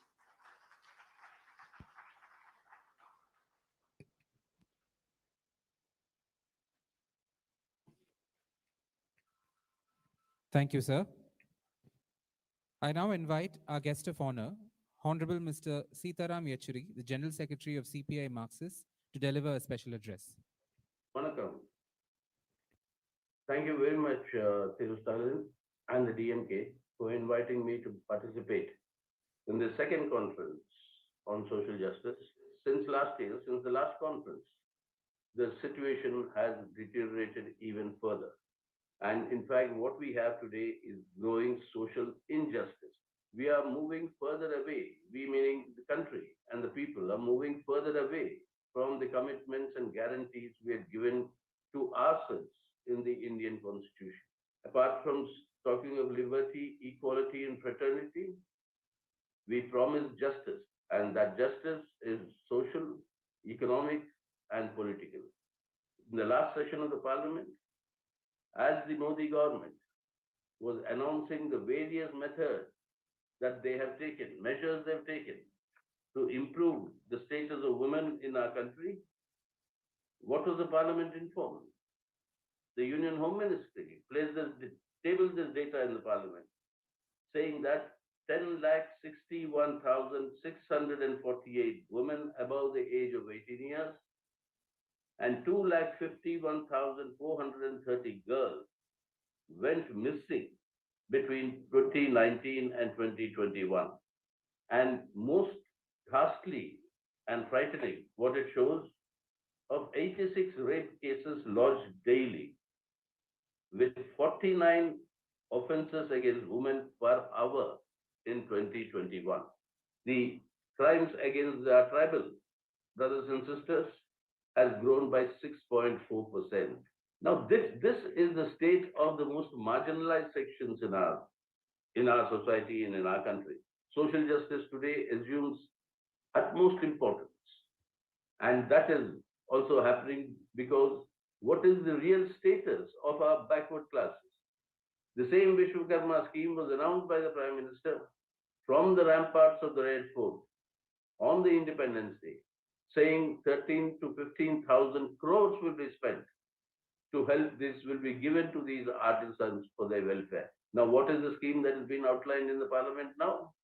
That scheme is actually loans to be given to these sections, and loans at a 5% interest rate, not even interest-free loans. Now, these loans are supposed to help these artisans and these OBCs to improve their economic condition. We say that India is going to be the voice of the global South, but then the truth is, India is the lowest in terms of per capita GDP amongst all these 20 countries. We have the worst human development indices rank amongst all these 20 countries. We have the lowest labor force participation rate among all these countries, which means the lowest percentage of people who are actually employed involved in productive work.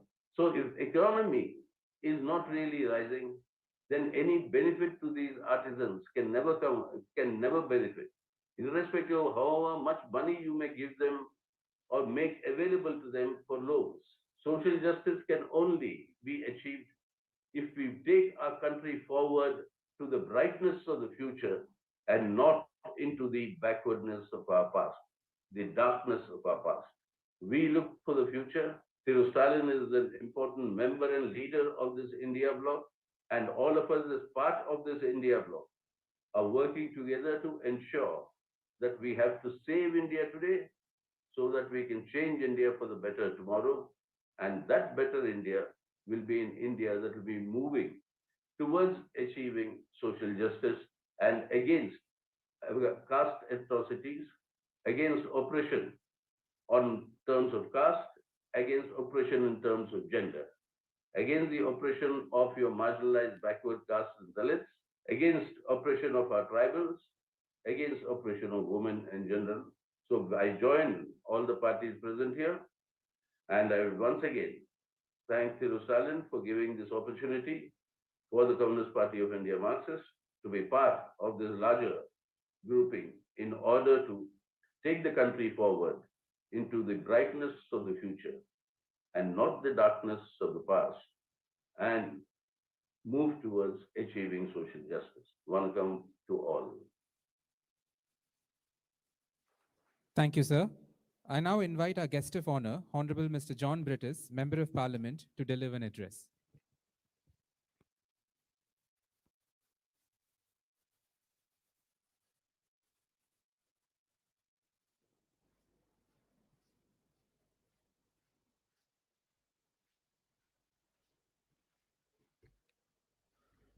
Respected leaders, brothers and sisters, I know this is not the time for a lengthy speech.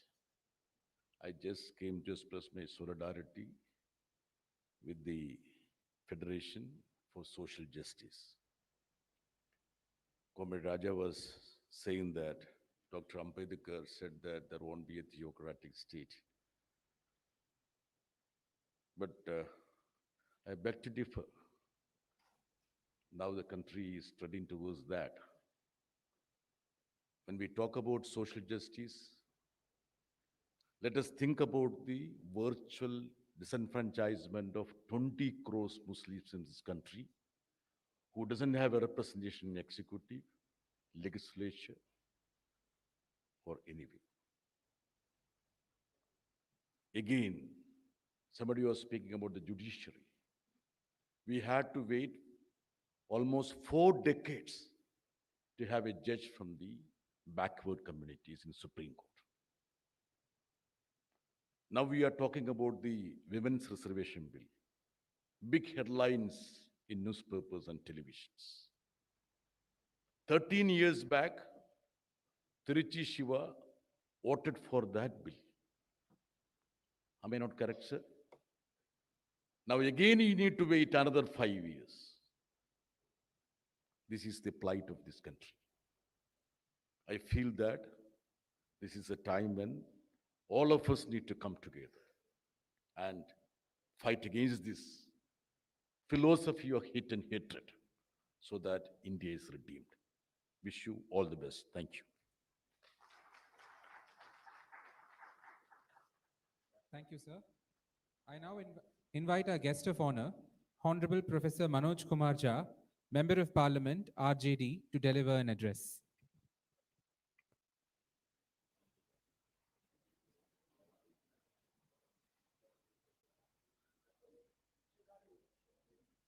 Am I audible? Yes, sir. Please go ahead. Yeah, thank you so very much. I must first congratulate Wilson ji and the entire DMK team for actually bringing us all together in a short duration of time in last 1.5 years. It feels very, very good. It feels great because as Brittas said, I joined John Brittas because I don't share the optimism of so many of my other speakers who have spoken before me. The fact of the matter is that people who want social justice, who want solidarity with social justice, they have to fight a very, very impossibly difficult battle. And that makes the task much more significant because this fight is not only in electoral arena. More often than not, we believe that if we change the government in 2024, everything shall be all right. Because the fight, when I say it is more in ideological arena because the axis of that ideological arena had shifted. Now somebody makes a statement which is actually about the caste and what kind of havoc it has played. It is taken in North India with a different kind of color. That makes me worry. Where have we headed? And in that note, I had quoted Kabir, that if Kabir comes back today and writes his own poetry today, he'll be arrested, he'll be under UAPA. Now, I don't say that in a lighter note. My second point I would raise is, we have a very strong ideological heritage, but our ideological heritage is not mainstreamed. Look at the way people, even today, we refer to Periyar. Or for that matter, let's forget Periyar, come back to Ambedkar, whose birthday, whose Punyatithi is celebrated. But what kind of celebration? Go and garland the statue, never refer to what he actually meant. Udayanidhi was criticized in entire northern India. But if I today read the 22 vows of Ambedkar, do you think I'll be spared by the mainstream media, by the BJP government, by the RSS? These are the kind of ideological battles we have to continuously fight. Fight to make sure that we retain that heritage, and that heritage becomes a kind of source for us for our politics as well. Because our politics is different from the politics of others. Our politics is driven by the ideological spectrum, which has a historical root. Now, I'll just take 2 more minutes and say, today, Women Reservation Bill with a name Nari Shakti Vandan. You don't make bill as if you are chanting a slok or you are chanting a bhajan. Nari Shakti Vandan Adhiniyam, that has come in Lok Sabha. Now, what happens to if women reservation is all about deepening of democracy and broadening the horizon, giving it a rainbow color? Can it be possible without touch basing with the idea of representation for the OBCs, SCs and STs? And I go step forward, that don't tamper with the existing reservation for SCs and STs. Make sure that in the 33% which you are bringing, that should accommodate, apart from that, SC, ST and OBC. Our common demand should be this. Now, this can't be done unless the decadal census incorporates caste census. So we should fight for these issues together. And finally, I must share with you all that it's a long battle for all of us. But thanks, I can see Thiru Stalin, Honorable CM of Tamil Nadu, and I tell you, we have a strong presence. The only fact is that our presence is invisibilized by the mainstream media. So we need to make our presence visible, and that only be possible. That can only be possible if we stand in solidarity with each other, hold each other's hand, educate each other. Not everybody knows everything. Make them clarify the position inside the parliament, outside the parliament, and what it is said in English, don't leave your position. Stand with it. Thank you very much. Jai Hind. Thank you, sir. I now invite our honorable guest of honor, Mr. M. Veerappa Moily, former Chief Minister of Karnataka and former Union Minister, to deliver the keynote address.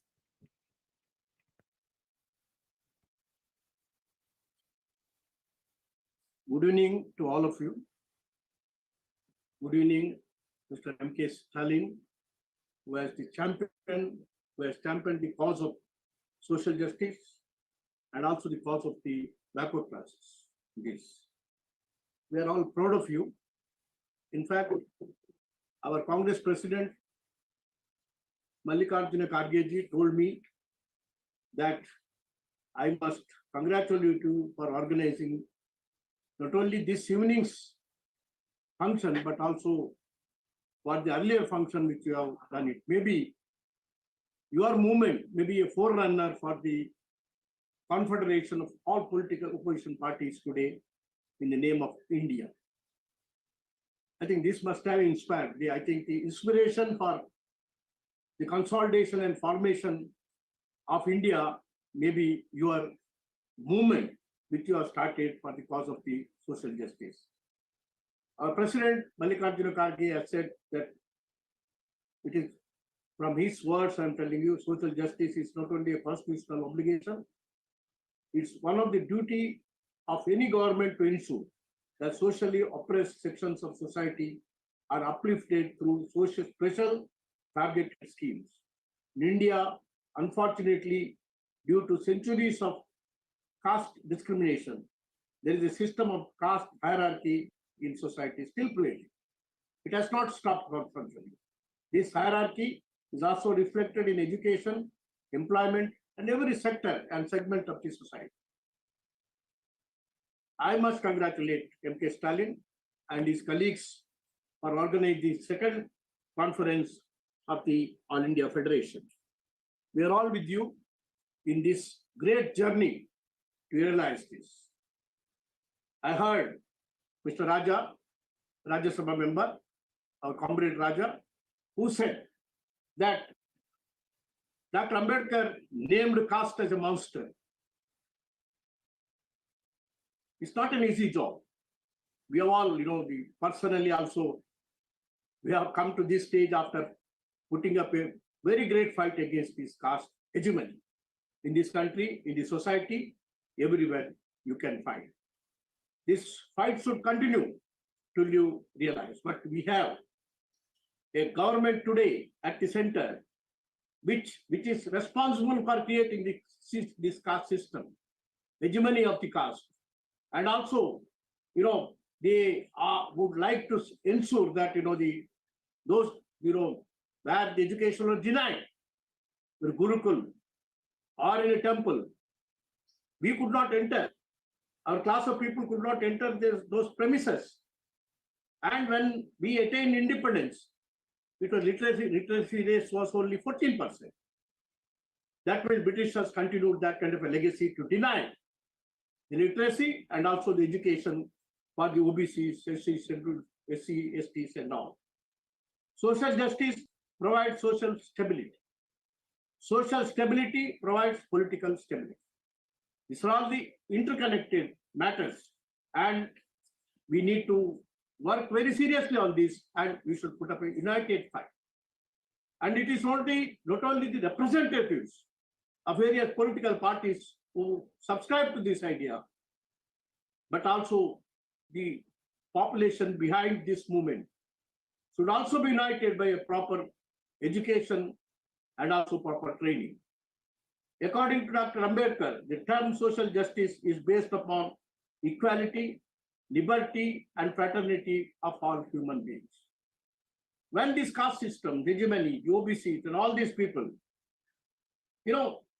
are put backward, denied with the basic elements of the social justice, how can there be equality, liberty, and fraternity? How can we attain their independence? I recall here the anecdotes of the Roman civilization, when there were two divisions, Praetorians and also plebeians.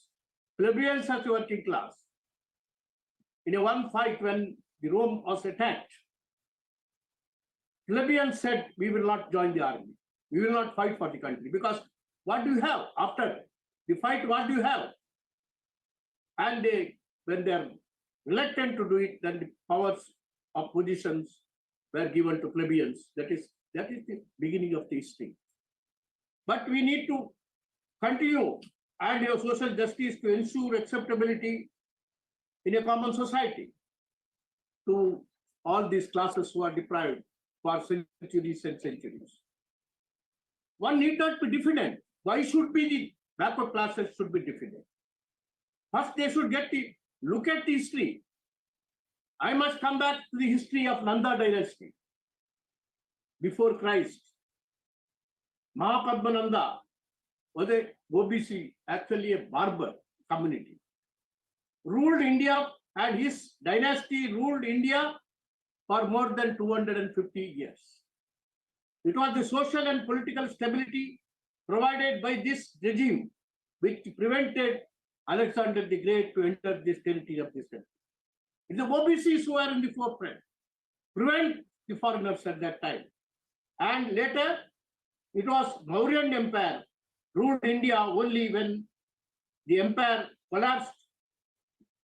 Foreigners, when they are entering, for almost 600 years in the BC, it is the OBCs who ruled this country, provided that kind of a social stability, and Jainism and Buddhism, the secular religions, prevailed, dominated the Indian scenery. What do you think of today, Indian territory? Who started? Who initiated? It is Nanda dynasty, followed with the Mauryan dynasty, who created the concept of India. None else. Thereafter, it was splintered into many small chieftains, and India, the concept was coined, and India was ruled. It is only by the backward classes, these two dynasties. This is the history. We need to, this during that time, in all this, we now talked of the religious fundamentalism. They demolished it during that time. That is how the Jainism and Buddhism could surface and rule this country. And we need to remember this. Again, in the south, there were Kakatiyas, again the backward classes, Cholas, Pandyas, Vijayanagara kingdoms, all by the scheduled castes or the backward classes that was ruled. So if India was united, India was given social justice. It is those periods, both in the south and also the north. And again, coming back to some backward class reservation, in the year 1915, Krishnadasa Wadaya was again who hailed from the backward classes. And in fact, one of the Diwans or the chief minister of that time, M. Visvesvaraya, he resigned because he never wanted social justice to be given to the backward classes. But it was Krishnadevaraja, it was the Krishnadasa Wadaya who implemented first in the entire country because he was a backward class man. He implemented. Thereafter, it was Devarajas who implemented Hanadur Commission. It was third time, it was myself as a chief minister who implemented the Chinnapareddy Commission. First time, the backward classes. In between, earlier, or even thereafter, it was not the backward classes. Even though Supreme Court said every 10 years you have to renew it, add or delete, it was never acted upon even this country. That even the Supreme Court decision was not implemented. All these 40 years, because Supreme Court, as you know that all the judges, 80% of the judges are hailed from the backward classes. I mean, upper caste. It's only 18 to 20%. I want, as a law minister of the country, I wanted to change the collegium. As a law minister of the country, I wanted to bring, even I remember, Karunanidhi Saab, he also attended that conference which I called the Conference of the Chief Justice of India, Judges of the Supreme Court, and also the Judges of the High Court, Chief Justice of the High Court, and the Chief Ministers and the Law Ministers of various states participated in the conflict with Vijnana Bhavana. We took a historical decision that judiciary reforms will have to be implemented, which includes, in fact, Judicial Accountability Bill and new collegium, and also first time in history, we agreed on the implementation of the constitutional provision of National Judicial Service, so that we could have given the reservation to the OBCs and other categories of people. And none of those things have been implemented. Even though it came, we passed the act, but it was sabotaged by the present regime. And one more point I would like to say is Dr. Manmohan Singh, who appointed the oversight committee for implementation of the constitutional provision, that is the 27% of representation to OBCs in all the apex institutions like IIT, IIM, AIMS, and all these institutions. Because that time, I still remember that Supreme Court was about to crush that amendment, the constitutional amendment. But the one of the council who is a Professor Ravi Verma Kumar, he came to me in the afternoon and said, "Sir, have you?" Because the Supreme Court judges said they don't have a copy of your oversight committee report. The bureaucracy wanted to sabotage it, suppress that report. When he carried that and gave the 5 copies to the five justice committee, then the Supreme Court upheld that amendment to the Constitution and the admission to all the institutions, 37% of reservation of the backward classes given, and even now it is prevalent in these institutions. That means to say, every state, there will be forces and forces to sabotage the social justice to the OBCs. And I can give you one example of some old saying, that the story of a scorpion and a frog. A scorpion wanted to cross a river, but cannot swim. So it asks a frog to carry it across. The frog hesitates, afraid that the scorpion might sting it, but the scorpion promises not to, pointing out that it would drown if it killed the frog in the middle of the river. But midway across the river, the scorpion does indeed sting the frog, dooming them, both of them, to die. When asked, the scorpion said, he pointed out that this is its nature. This is the nature of the country, mindset of the influenced people who can, definitely work. And, this is a story which will very much apply to the present day and earlier. So the man cannot give up his original habits, original habits is not the Sanatan Dharma of this country. Your son has rightly pointed out, what is that Sanatan Dharma? Sanatan Dharma is not the old habit to prevail. This is what was happening in the yesteryears, today, and the future. When do you stop it? I heard Farooq Abdullaji, A. Raja, and also many of the speakers, Manoj Jha, everybody, and they said that it has to change. This is the ray of hope. And the movement which you have started, Shalinji, is the ray of the hope for the country and the downtrodden and the people historically, traditionally, and and in the name of many things, dharma and many things, they have been pushed down. I think this is the time to wake them up, and we need to provide. This is in the Manmohan Singh government. We ordered for a caste census in 2010. Remember me, I think it may not be, I don't think I'm disclosing the cabinet secret. I closed my eyes, spoke for 1 hour continuously in the cabinet. I was told it is a history for the cause of the caste census. Ultimately, Manmohan Singh and many of them agreed, and Sonia ji also said, I have my blessings on this. But again, it was because of the bureaucratic handling. It was again not entrusted to the registrar, but it was entrusted to the rural development department, which should not have been done. And that is how, but even then the report came out. And the registrar also said it is error-free. But this present government in the center, they said it is not error-free and we cannot implement it. This is how it is. Even if there is some mistake, they could have done it. Even 2023, again the national census for the caste, which is due, again they avoided it. And they now speak of the backward classes, and which they are not implementing it, they are against it.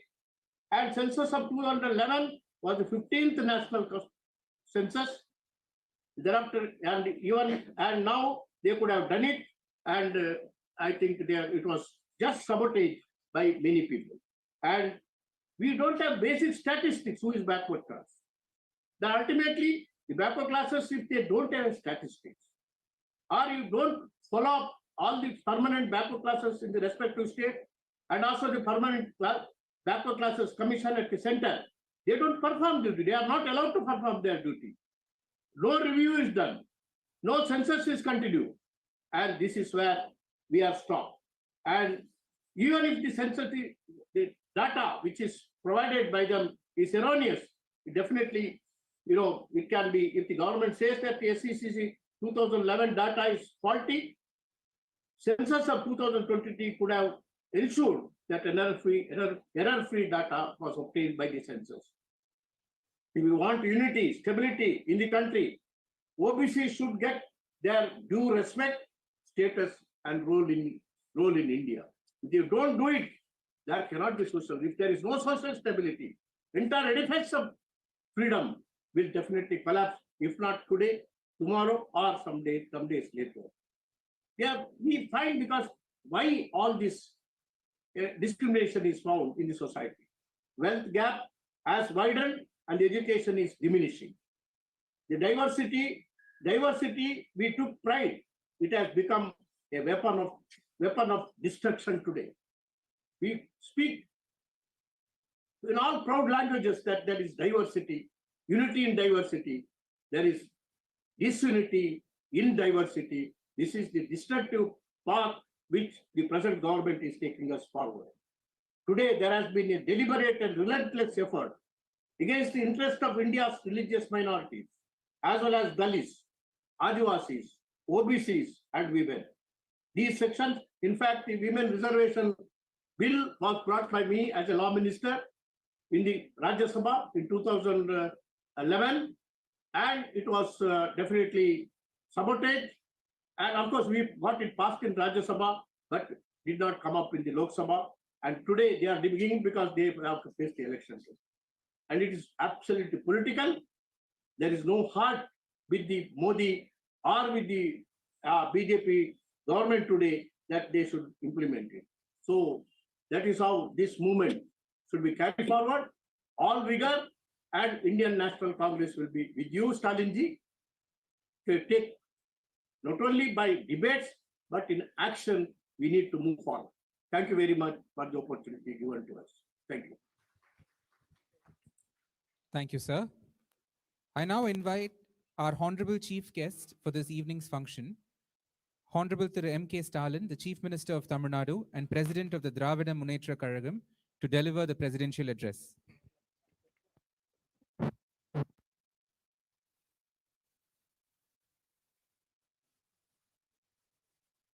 அன்புள்ள அகில இந்திய சமூக நீதி கூட்டமைப்பு நடத்தக்கூடிய மாபெரும் 2வது தேசிய மாநாட்டில் அனைவரையும் வரவேற்று உரையாற்றி இருக்கக்கூடிய நாடாளுமன்ற உறுப்பினர், அகில இந்திய சமூக நீதி கூட்டமைப்பினுடைய ஒருங்கிணைப்பாளர் திரு வில்சன் அவர்களே, மாண்புமிகு ஜார்க்கண்ட் மாநிலத்தினுடைய முதலமைச்சர் திரு ஹேமந்த் சோரன் அவர்களே, மாண்புமிகு பீகார் மாநிலத்தினுடைய துணை முதலமைச்சர் திரு தேஜஸ்வி யாதவ் அவர்களே, கர்நாடக மாநிலத்தினுடைய முன்னாள் முதலமைச்சர் திரு வீரப்ப மொய்லி அவர்களே, மார்க்சிஸ்ட் கம்யூனிஸ்ட் கட்சியினுடைய பொதுச் செயலாளர் திரு சீதாராம் யெச்சூரி அவர்களே, இந்திய கம்யூனிஸ்ட் கட்சியினுடைய பொதுச் செயலாளர் திரு டி ராஜா அவர்களே, சமாஜ்வாடி கட்சி தலைவரும் உத்தரப்பிரதேச மாநில முன்னாள் முதலமைச்சருமான திரு அகிலேஷ் யாதவ் அவர்களே, ஜம்மு காஷ்மீர் தேசிய மாநாட்டு கட்சி தலைவர் முன்னாள் முதலமைச்சர் திரு ஃபரூக் அப்துல்லா அவர்களே, மாநாட்டிலே பங்கேற்று சிறப்பித்துக் கொண்டிருக்கக்கூடிய மாண்புமிகு சாகன் புஜ்பால் அவர்களே, நாடாளுமன்ற உறுப்பினர்கள் ராம்கோபால் யாதவ் அவர்களே, திருமாவளவன் அவர்களே, சஞ்சய் சிங் அவர்களே, டாக்டர் கேசவராவ் அவர்களே, திருமதி பிரியங்கா அவர்களே, திரு மஸ்தான் ராவ் அவர்களே, திரு ஜவஹர் சிங் அவர்களே, திருமதி வந்தனா ஹேம்சந்த் சௌஹான் அவர்களே, திரு மனோஜ்குமார் அவர்களே, திரு ஜான் பிரிட்டோஸ் அவர்களே, திருச்சி சிவா அவர்களே, ராசா அவர்களே, மற்றும் கழக நாடாளுமன்ற உறுப்பினர்களே, பல்வேறு அரசியல் கட்சி மற்றும் அமைப்புகளை சார்ந்திருக்கக்கூடிய தோழர்களே, சமூக ரீதியில் அக்கறை கொண்டிருக்கக்கூடிய பெருமக்களே, உங்கள் அனைவருக்கும் என்னுடைய வணக்கத்தை தெரிவித்துக் கொள்கிறேன். அகில இந்திய சமூக நீதி கூட்டமைப்பினுடைய 2வது மாநாட்டில் கலந்து கொண்டு உங்கள் அனைவரையும் சந்திப்பதில் மகிழ்ச்சி அடைகிறேன். கடந்த ஏப்ரல் 3ஆம் நாள் நடைபெற்ற முதல் மாநாட்டை தொடர்ந்து இப்பொழுது 2வது மாநாட்டிலும் கலந்து கொள்ளக்கூடிய வாய்ப்பை பெற்றிருக்கிறேன். சமூக நீதி பேசும் இடத்தில் நிச்சயமாக நான் இருப்பேன் என்ற அடிப்படையில் நான் பங்கெடுத்து உரையாற்றுகிறேன். சமூக நீதி, சோசியல் ஜஸ்டிஸ், மதச்சார்பற்ற அரசியல், செக்குலர் பொலிட்டிக்ஸ், சமதர்மம், சோசியலிசம், சமத்துவம், ஈக்குவலிட்டி, மாநில சுயாட்சி, ஸ்டேட் அட்டானமி, கூட்டாட்சி கருத்தியல், ஃபெடரலிசம், இவை உயிர் வாழும் இந்தியாவே. இணையற்ற இந்தியா என்பதால் இத்தகைய கருத்தியல்களை முன்னெடுக்க திராவிட முன்னேற்றக் கழகம் அகில இந்திய அளவில் சில கூட்டமைப்புகளை உருவாக்கி வருகிறது. அதில் மிக மிக முக்கியமானது இந்த சமூக நீதி கூட்டமைப்பு. கழகத்தின் சார்பில் இதனை ஒருங்கிணைக்க தன்னை முழுமையாக ஒப்படைத்துக் கொண்டவர் மாநிலங்களவை உறுப்பினரும் மூத்த வழக்கறிஞருமான அருமை சகோதரர் வில்சன் அவர்கள். தன்னிடம் தரப்பட்ட மற்றும் ஒரு வேலையாக கருதாமல் தன்னுடைய வாழ்க்கை கடமையாக நினைத்து இந்த கூட்டமைப்பை உருவாக்கி தொடர்ந்து செயல்படுத்தி வருகிறார். அவருக்கு என்னுடைய பாராட்டுதல்களையும் அழைப்பினை ஏற்று வருகை தந்திருக்கக்கூடிய அனைத்து அரசியல் கட்சி தலைவர்களுக்கு எனது நன்றியையும் நான் தெரிவித்துக் கொள்ள விரும்புகிறேன். திராவிட முன்னேற்ற கழகத்தை பொறுத்தவரையில் சமூக நீதியைத்தான் இயக்கத்தின் இலக்கணமாக வைத்துள்ளது. இந்த இயக்கம் உருவாக காரணமே சமூக நீதிதான். சமூக நீதி, சமதர்ம சமுதாயத்தை அமைப்பதற்காகவே திராவிட இயக்கம் தோன்றியது. 1916ஆம் ஆண்டு தோற்றுவிக்கப்பட்ட தென்னிந்திய நல உரிமை சங்கம் எனப்படும் நீதி கட்சியானது சமூக நீதியை உருவாக்கவே தொடங்கப்பட்டது.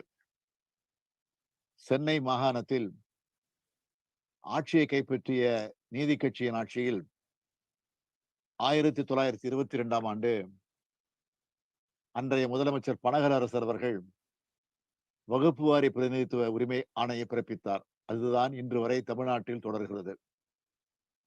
தமிழ்நாட்டை பார்த்து பல்வேறு மாநிலங்கள் சமூக நீதியை வழங்கி வருகின்றன. தமிழ்நாட்டு மக்களுக்கு சமூக நீதி வழங்கியது மட்டுமல்ல, இந்தியாவின் மற்ற மாநில ஒடுக்கப்பட்ட மக்களுக்கும் அத்தகைய உரிமை கிடைக்க வழிகாட்டியதும் திராவிட இயக்கம்தான். தமிழ்நாட்டில் நடந்த போராட்டங்களின் காரணமாகத்தான் இந்திய அரசியலமைப்பு சட்டமே முதல் முறையாக திருத்தப்பட்டது. சமுதாயத்திலும் கல்வியிலும் பிற்படுத்தப்பட்டவராக இருக்கும் எந்த சமூகத்தவருக்கும் செய்யும் சலுகைகளை அரசியல் சட்டத்தின் எந்த பிரிவும் தடுக்காது என்பதுதான் அரசியலமைப்பு சட்டத்தில் செய்யப்பட்ட 15(4) என்ற முதலாவது திருத்தம். இந்த திருத்தங்களுக்கு காரணம் ஹாப்பினிங்ஸ் இன் மெட்ராஸ் என்று நாடாளுமன்றத்தில் சொன்னார் அன்றைய பிரதமர் நேரு. சோசியலி அண்ட் எஜுகேஷனலி என்பதுதான் அரசியலமைப்பு சட்டத்தின் சமூக நீதி வரையறை. பிற்படுத்தப்பட்டோர் ஆணையம் அமைக்க அதிகாரம் அளிக்கும் இந்திய அரசியலமைப்பு சட்டத்தின் 340வது பிரிவில் சோசியலி அண்ட் எஜுகேஷனலி என்பதுதான் வரையறையாக உள்ளது. சோசியலி அண்ட் எஜுகேஷன் என்பதுதான் வரையறையாக உள்ளது. அதே சொல்தான் அரசியலமைப்பு சட்டத்தின் திருத்தத்திலும் சொல்லப்பட்டது. அதாவது சமூக நீதி எனப்படும் இடஒதுக்கீடு என்பதே சமூக ரீதியாகவும் கல்வி ரீதியாகவும் பின்தங்கியவர்களுக்கு தரப்பட வேண்டும் என்பதுதான் இந்திய அரசியலமைப்பு சட்டத்தின் வரையறை. இதனைத் தொடர்ந்து அகில இந்தியாவுக்குமான சமூக நீதி குரலை எங்கள் தலைவர் கலைஞர் அவர்கள் எதிரொலித்தார்கள். 14/10/1973 அன்று அலகாபாத்தில் உத்தரப்பிரதேச மாநில பட்டியலின பிற்படுத்தப்பட்டோர் மாநாடு நடந்தது. அதில் முதலமைச்சர் கலைஞர் பங்கெடுத்து உரையாற்றினார். தனது உரையின் முடிவில் இப்படி குறிப்பிட்டார் கலைஞர் அவர்கள். பட்டியலின பின்தங்கி கிடக்கின்ற சமுதாயத்திற்காக ஒன்றிய அரசினர் 2 முன்னெடுப்புகளை நினைவில் கொள்ள வேண்டும் என்று கேட்டுக்கொள்கிறேன். ஒன்றிய அரசு வேலைவாய்ப்புகளில் பட்டியலின மக்களுக்கு ஒதுக்கப்பட்ட இடம் ஒழுங்காக முழுமையாக நிரப்பப்பட வேண்டும். அதுபோல ஒன்றிய அரசாங்கத்தினுடைய வேலைவாய்ப்புகளில் இனிமேல் பின்தங்கிய மக்களுக்கும் ஒரு குறிப்பிட்ட அளவுக்கு இவ்வளவு இடம் என்று ஒதுக்கீடு செய்யப்பட வேண்டும். அதையும் ஒன்றிய அரசு உடனடியாக செய்ய வேண்டும் என்று முதலமைச்சர் கலைஞர் அவர்கள் உரையாற்றினார்கள். இதை வைத்துத்தான் 1978ஆம் ஆண்டு பி மண்டல் தலைமையில் பிற்படுத்தப்பட்டோர் நிலை குறித்து ஆராய ஆணையம் அமைக்கப்பட்டது. 1980ஆம் ஆண்டு பி மண்டல் அவர்கள் அறிக்கை கொடுத்தாலும் அது அமல்படுத்தப்படவில்லை. பிரதமர் VP சிங் அவர்கள் 1990ஆம் ஆண்டு மண்டல் ஆணையத்தின் பரிந்துரைகளை அமுல்படுத்த அழுத்தம் கொடுத்தவரும் தலைவர் கலைஞர் அவர்கள்தான். தமிழ்நாடு சட்டப்பேரவையில் இதற்காக தீர்மானமே நிறைவேற்றி வலியுறுத்தினார். பிற்படுத்தப்பட்ட வகுப்பு மக்களுக்கு ஒன்றிய அரசு கல்வியிலும் வேலைவாய்ப்பிலும் 27 விழுக்காடு இடஒதுக்கீடு கிடைத்தது. பிற்படுத்தப்பட்ட மக்களுக்கு சமூக நீதி அளித்த அந்த காரணத்திற்காகவே அன்றைய தினம் VP சிங் அவர்களுடைய ஆட்சியை பாஜக கவிழ்த்தது என்பதையும் உங்களுக்கு நான் நினைவூட்ட விரும்புகிறேன். இப்படி தொடர்ச்சியாக சமூக நீதியை நிலைநாட்ட நாம் போராடி வந்தாலும் சமூக நீதிக்கான தடைகளும் விழவே செய்கின்றன. இதில் பாஜக பெரிய அளவிலான தடுப்பு செயல்களை செய்து வருகிறது. சமூக நீதியை முறையாக பாஜக அமுல்படுத்துவது இல்லை. கடந்த 9 ஆண்டு காலத்தில் ஒன்றிய அரசின் துறைகளில் பிற்படுத்தப்பட்டோருக்கான 27 விழுக்காடு ஒதுக்கீடு முழுமையாக வழங்கப்படவில்லை. ஏழை எளிய பிற்படுத்தப்பட்ட பட்டியலின பழங்குடியின மக்கள் முன்னேறுவதை பாஜக விரும்பவில்லை. எனவேதான் அவர்கள் சமூக நீதிக்கு எதிராக இருக்கிறார்கள். திடீரென்று RSS தலைவர் மோகன் பகவத் அவர்கள் இடஒதுக்கீட்டு ஆதரவாக குரல் கொடுத்துள்ளார். இந்த நேரத்தில் நாம் கேட்க வேண்டியது, பிற்படுத்தப்பட்டோருக்கு சமூக நீதி வழங்கிய VP சிங் ஆட்சியை கவிழ்த்த போது இதே RSS எங்கே போயிருந்தது? அன்றைக்கு ஆட்சியை கவிழ்த்த பாஜகவை பின்னால் இருந்து இயக்கியது இதே RSS தானே. எனவே நாடாளுமன்ற தேர்தல் வரப்போவதால் விளிம்பு நிலை மக்களை ஏமாற்றுவதற்கு இப்போது மோகன் பகவத் இப்படி சொல்கிறாரே தவிர உள்ளார்ந்த ஈடுபாடு காரணமாக அவர் சொல்லவில்லை. பாஜகவுக்கு உண்மையிலேயே சமூக நீதியில் அக்கறை இருக்குமேயானால் 9 ஆண்டு கால ஆட்சியில் ஒன்றிய அரசு பணியிடங்களில் 27 விழுக்காடு இடஒதுக்கீட்டை முழுமையாக செயல்படுத்தி இருக்க வேண்டும்.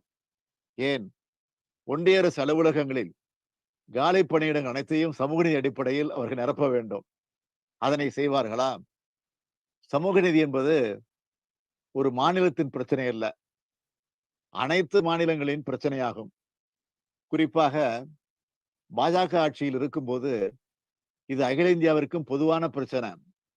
ஒவ்வொரு மாநிலத்திற்கும் சாதி வகுப்பு அளவீடுகள் வேறுபடலாம். எடுத்துக்காட்டாக தமிழ்நாட்டில் 69 விழுக்காடு இடஒதுக்கீடு செயல்பாட்டில் இருக்கிறது.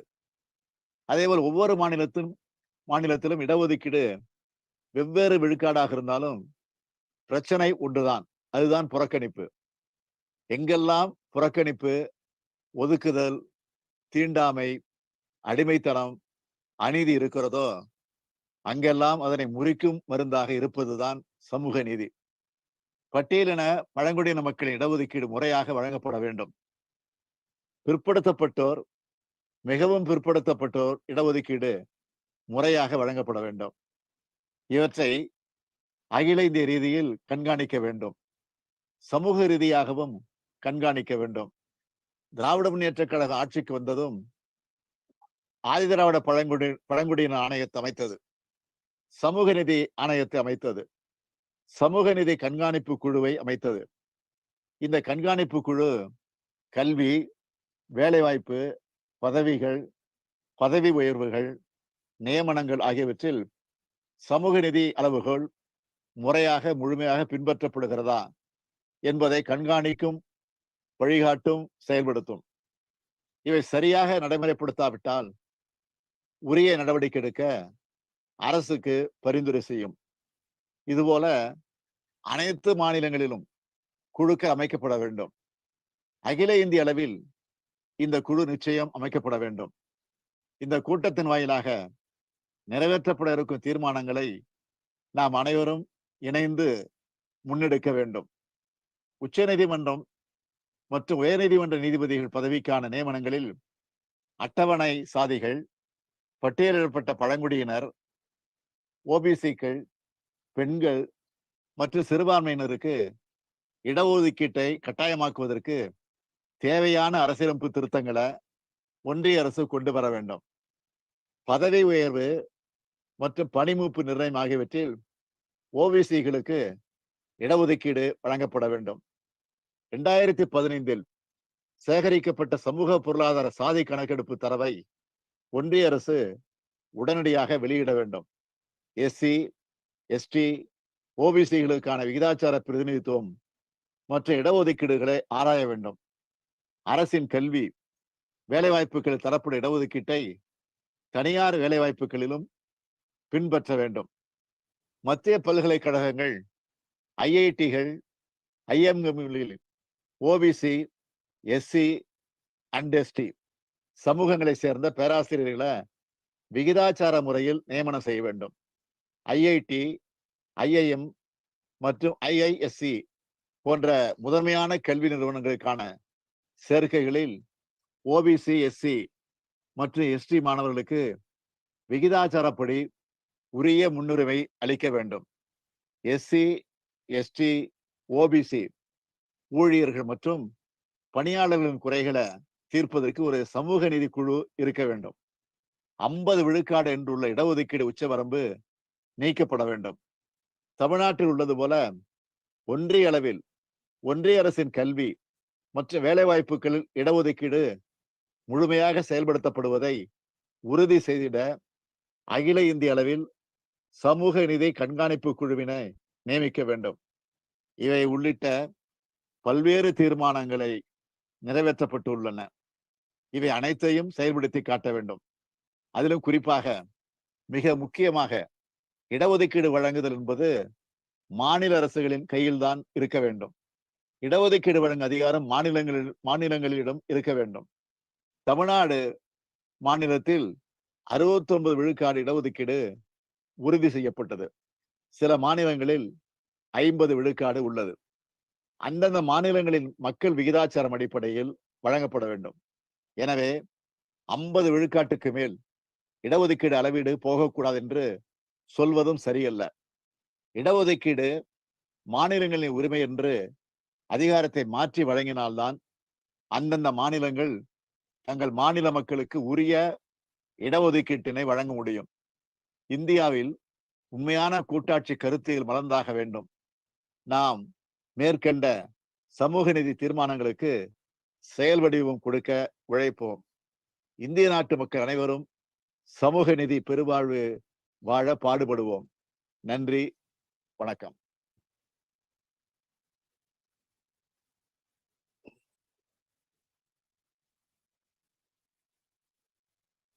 Thank you, sir. I now invite our guest of honor, Honorable Mr. Sanjay Singh, Member of Parliament, to deliver an address.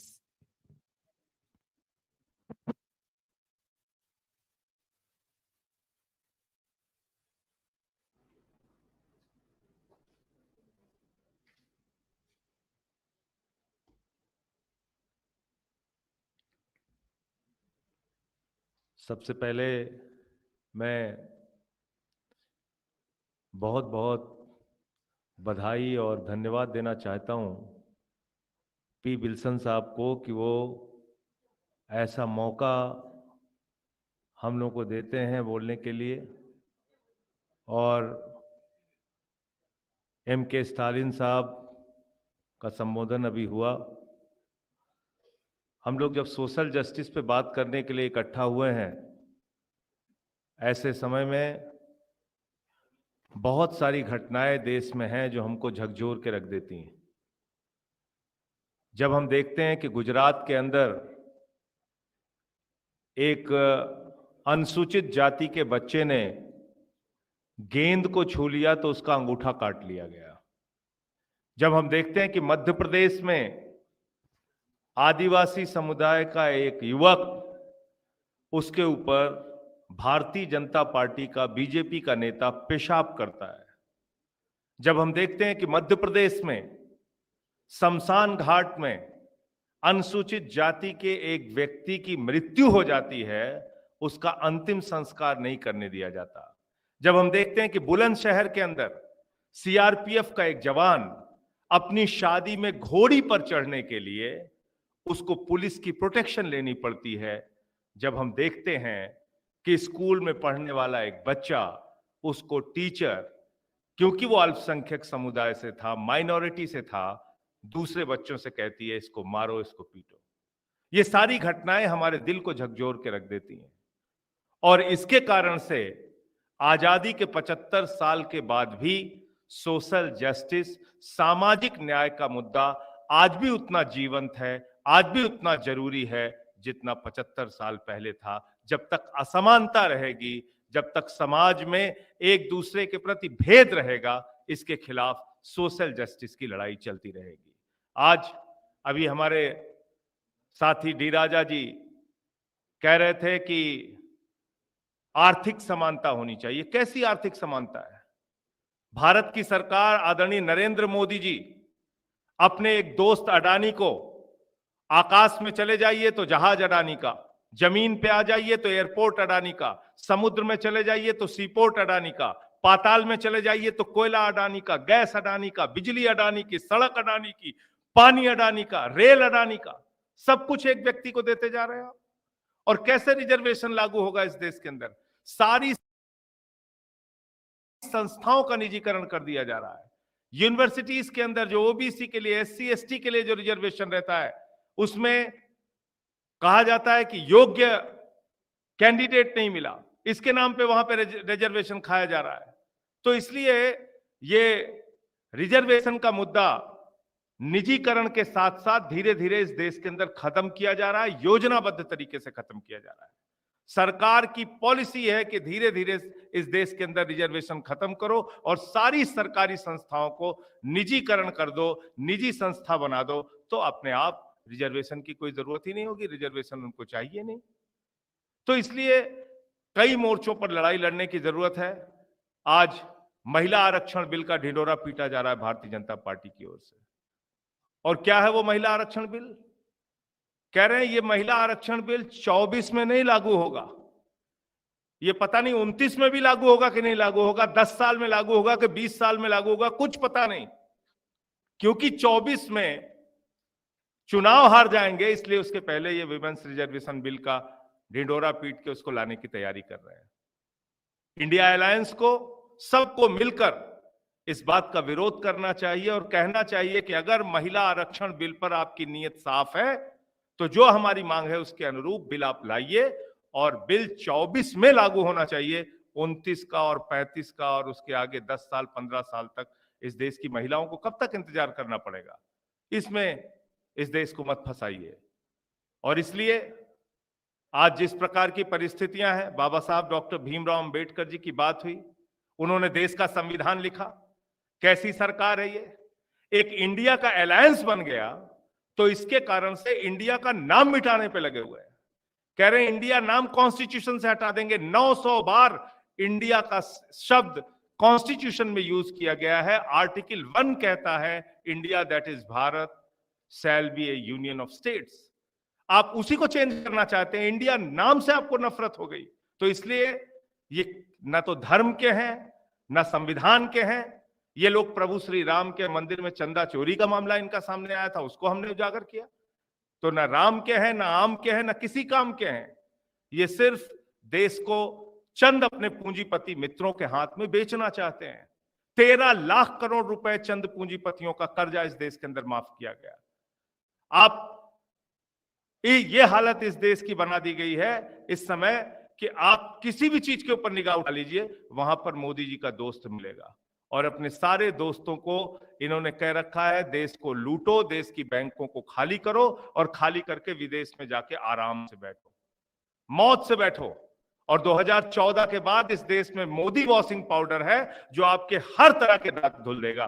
भ्रष्टाचार कीजिए, गुंडागर्दी कीजिए, माफियागिरी कीजिए, बीजेपी में शामिल हो जाइए, आप बिल्कुल ठीक हो जाएंगे। ईडी का, सीबीआई का जिस तरीके से इस्तेमाल हो रहा है, हर राज्य के अंदर इस्तेमाल हो रहा है। तमिलनाडु में वहां के मिनिस्टर्स को पकड़ पकड़ के गिरफ्तार किया जा रहा है, दिल्ली में मिनिस्टर्स को पकड़ के गिरफ्तार किया जा रहा है, झारखंड में चीफ मिनिस्टर को परेशान किया जा रहा है, बिहार के अंदर वहां के डिप्टी चीफ मिनिस्टर और पूर्व मुख्यमंत्री को सारे देश के अंदर सिर्फ ईडी सीबीआई का इस्तेमाल करके पार्टियों को तोड़ने का, सरकारों को गिराने का एक धंधा इनके द्वारा पूरे देश के अंदर चलाया जा रहा है। और पता नहीं कहां से इनको टेंडर मिल गया हिंदू धर्म का, पता नहीं कहां से इनको ठेकेदारी मिल गई हिंदू धर्म की।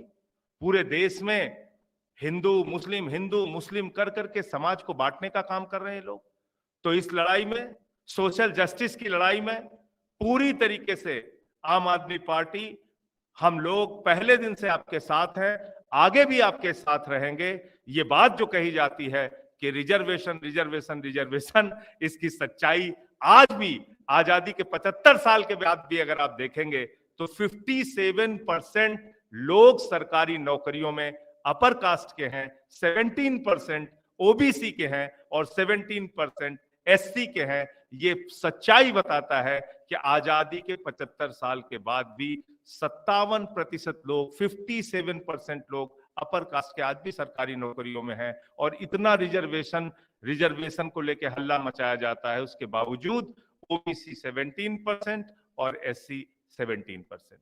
ये रिजर्वेशन की सच्चाई है। तो कई मोर्चों पे हम लोग को लड़ने की आवश्यकता है और इस लड़ाई में आपके साथ हैं। फिर से एक बार एम.के. स्टालिन साहब का, डीएमके का और विल्सन जी का हृदय की गहराइयों से धन्यवाद देना चाहता हूं, आभार करना चाहता हूं कि आपने इतना बड़ा मंच हम लोगों को दिया, हम लोगों को बुलाया।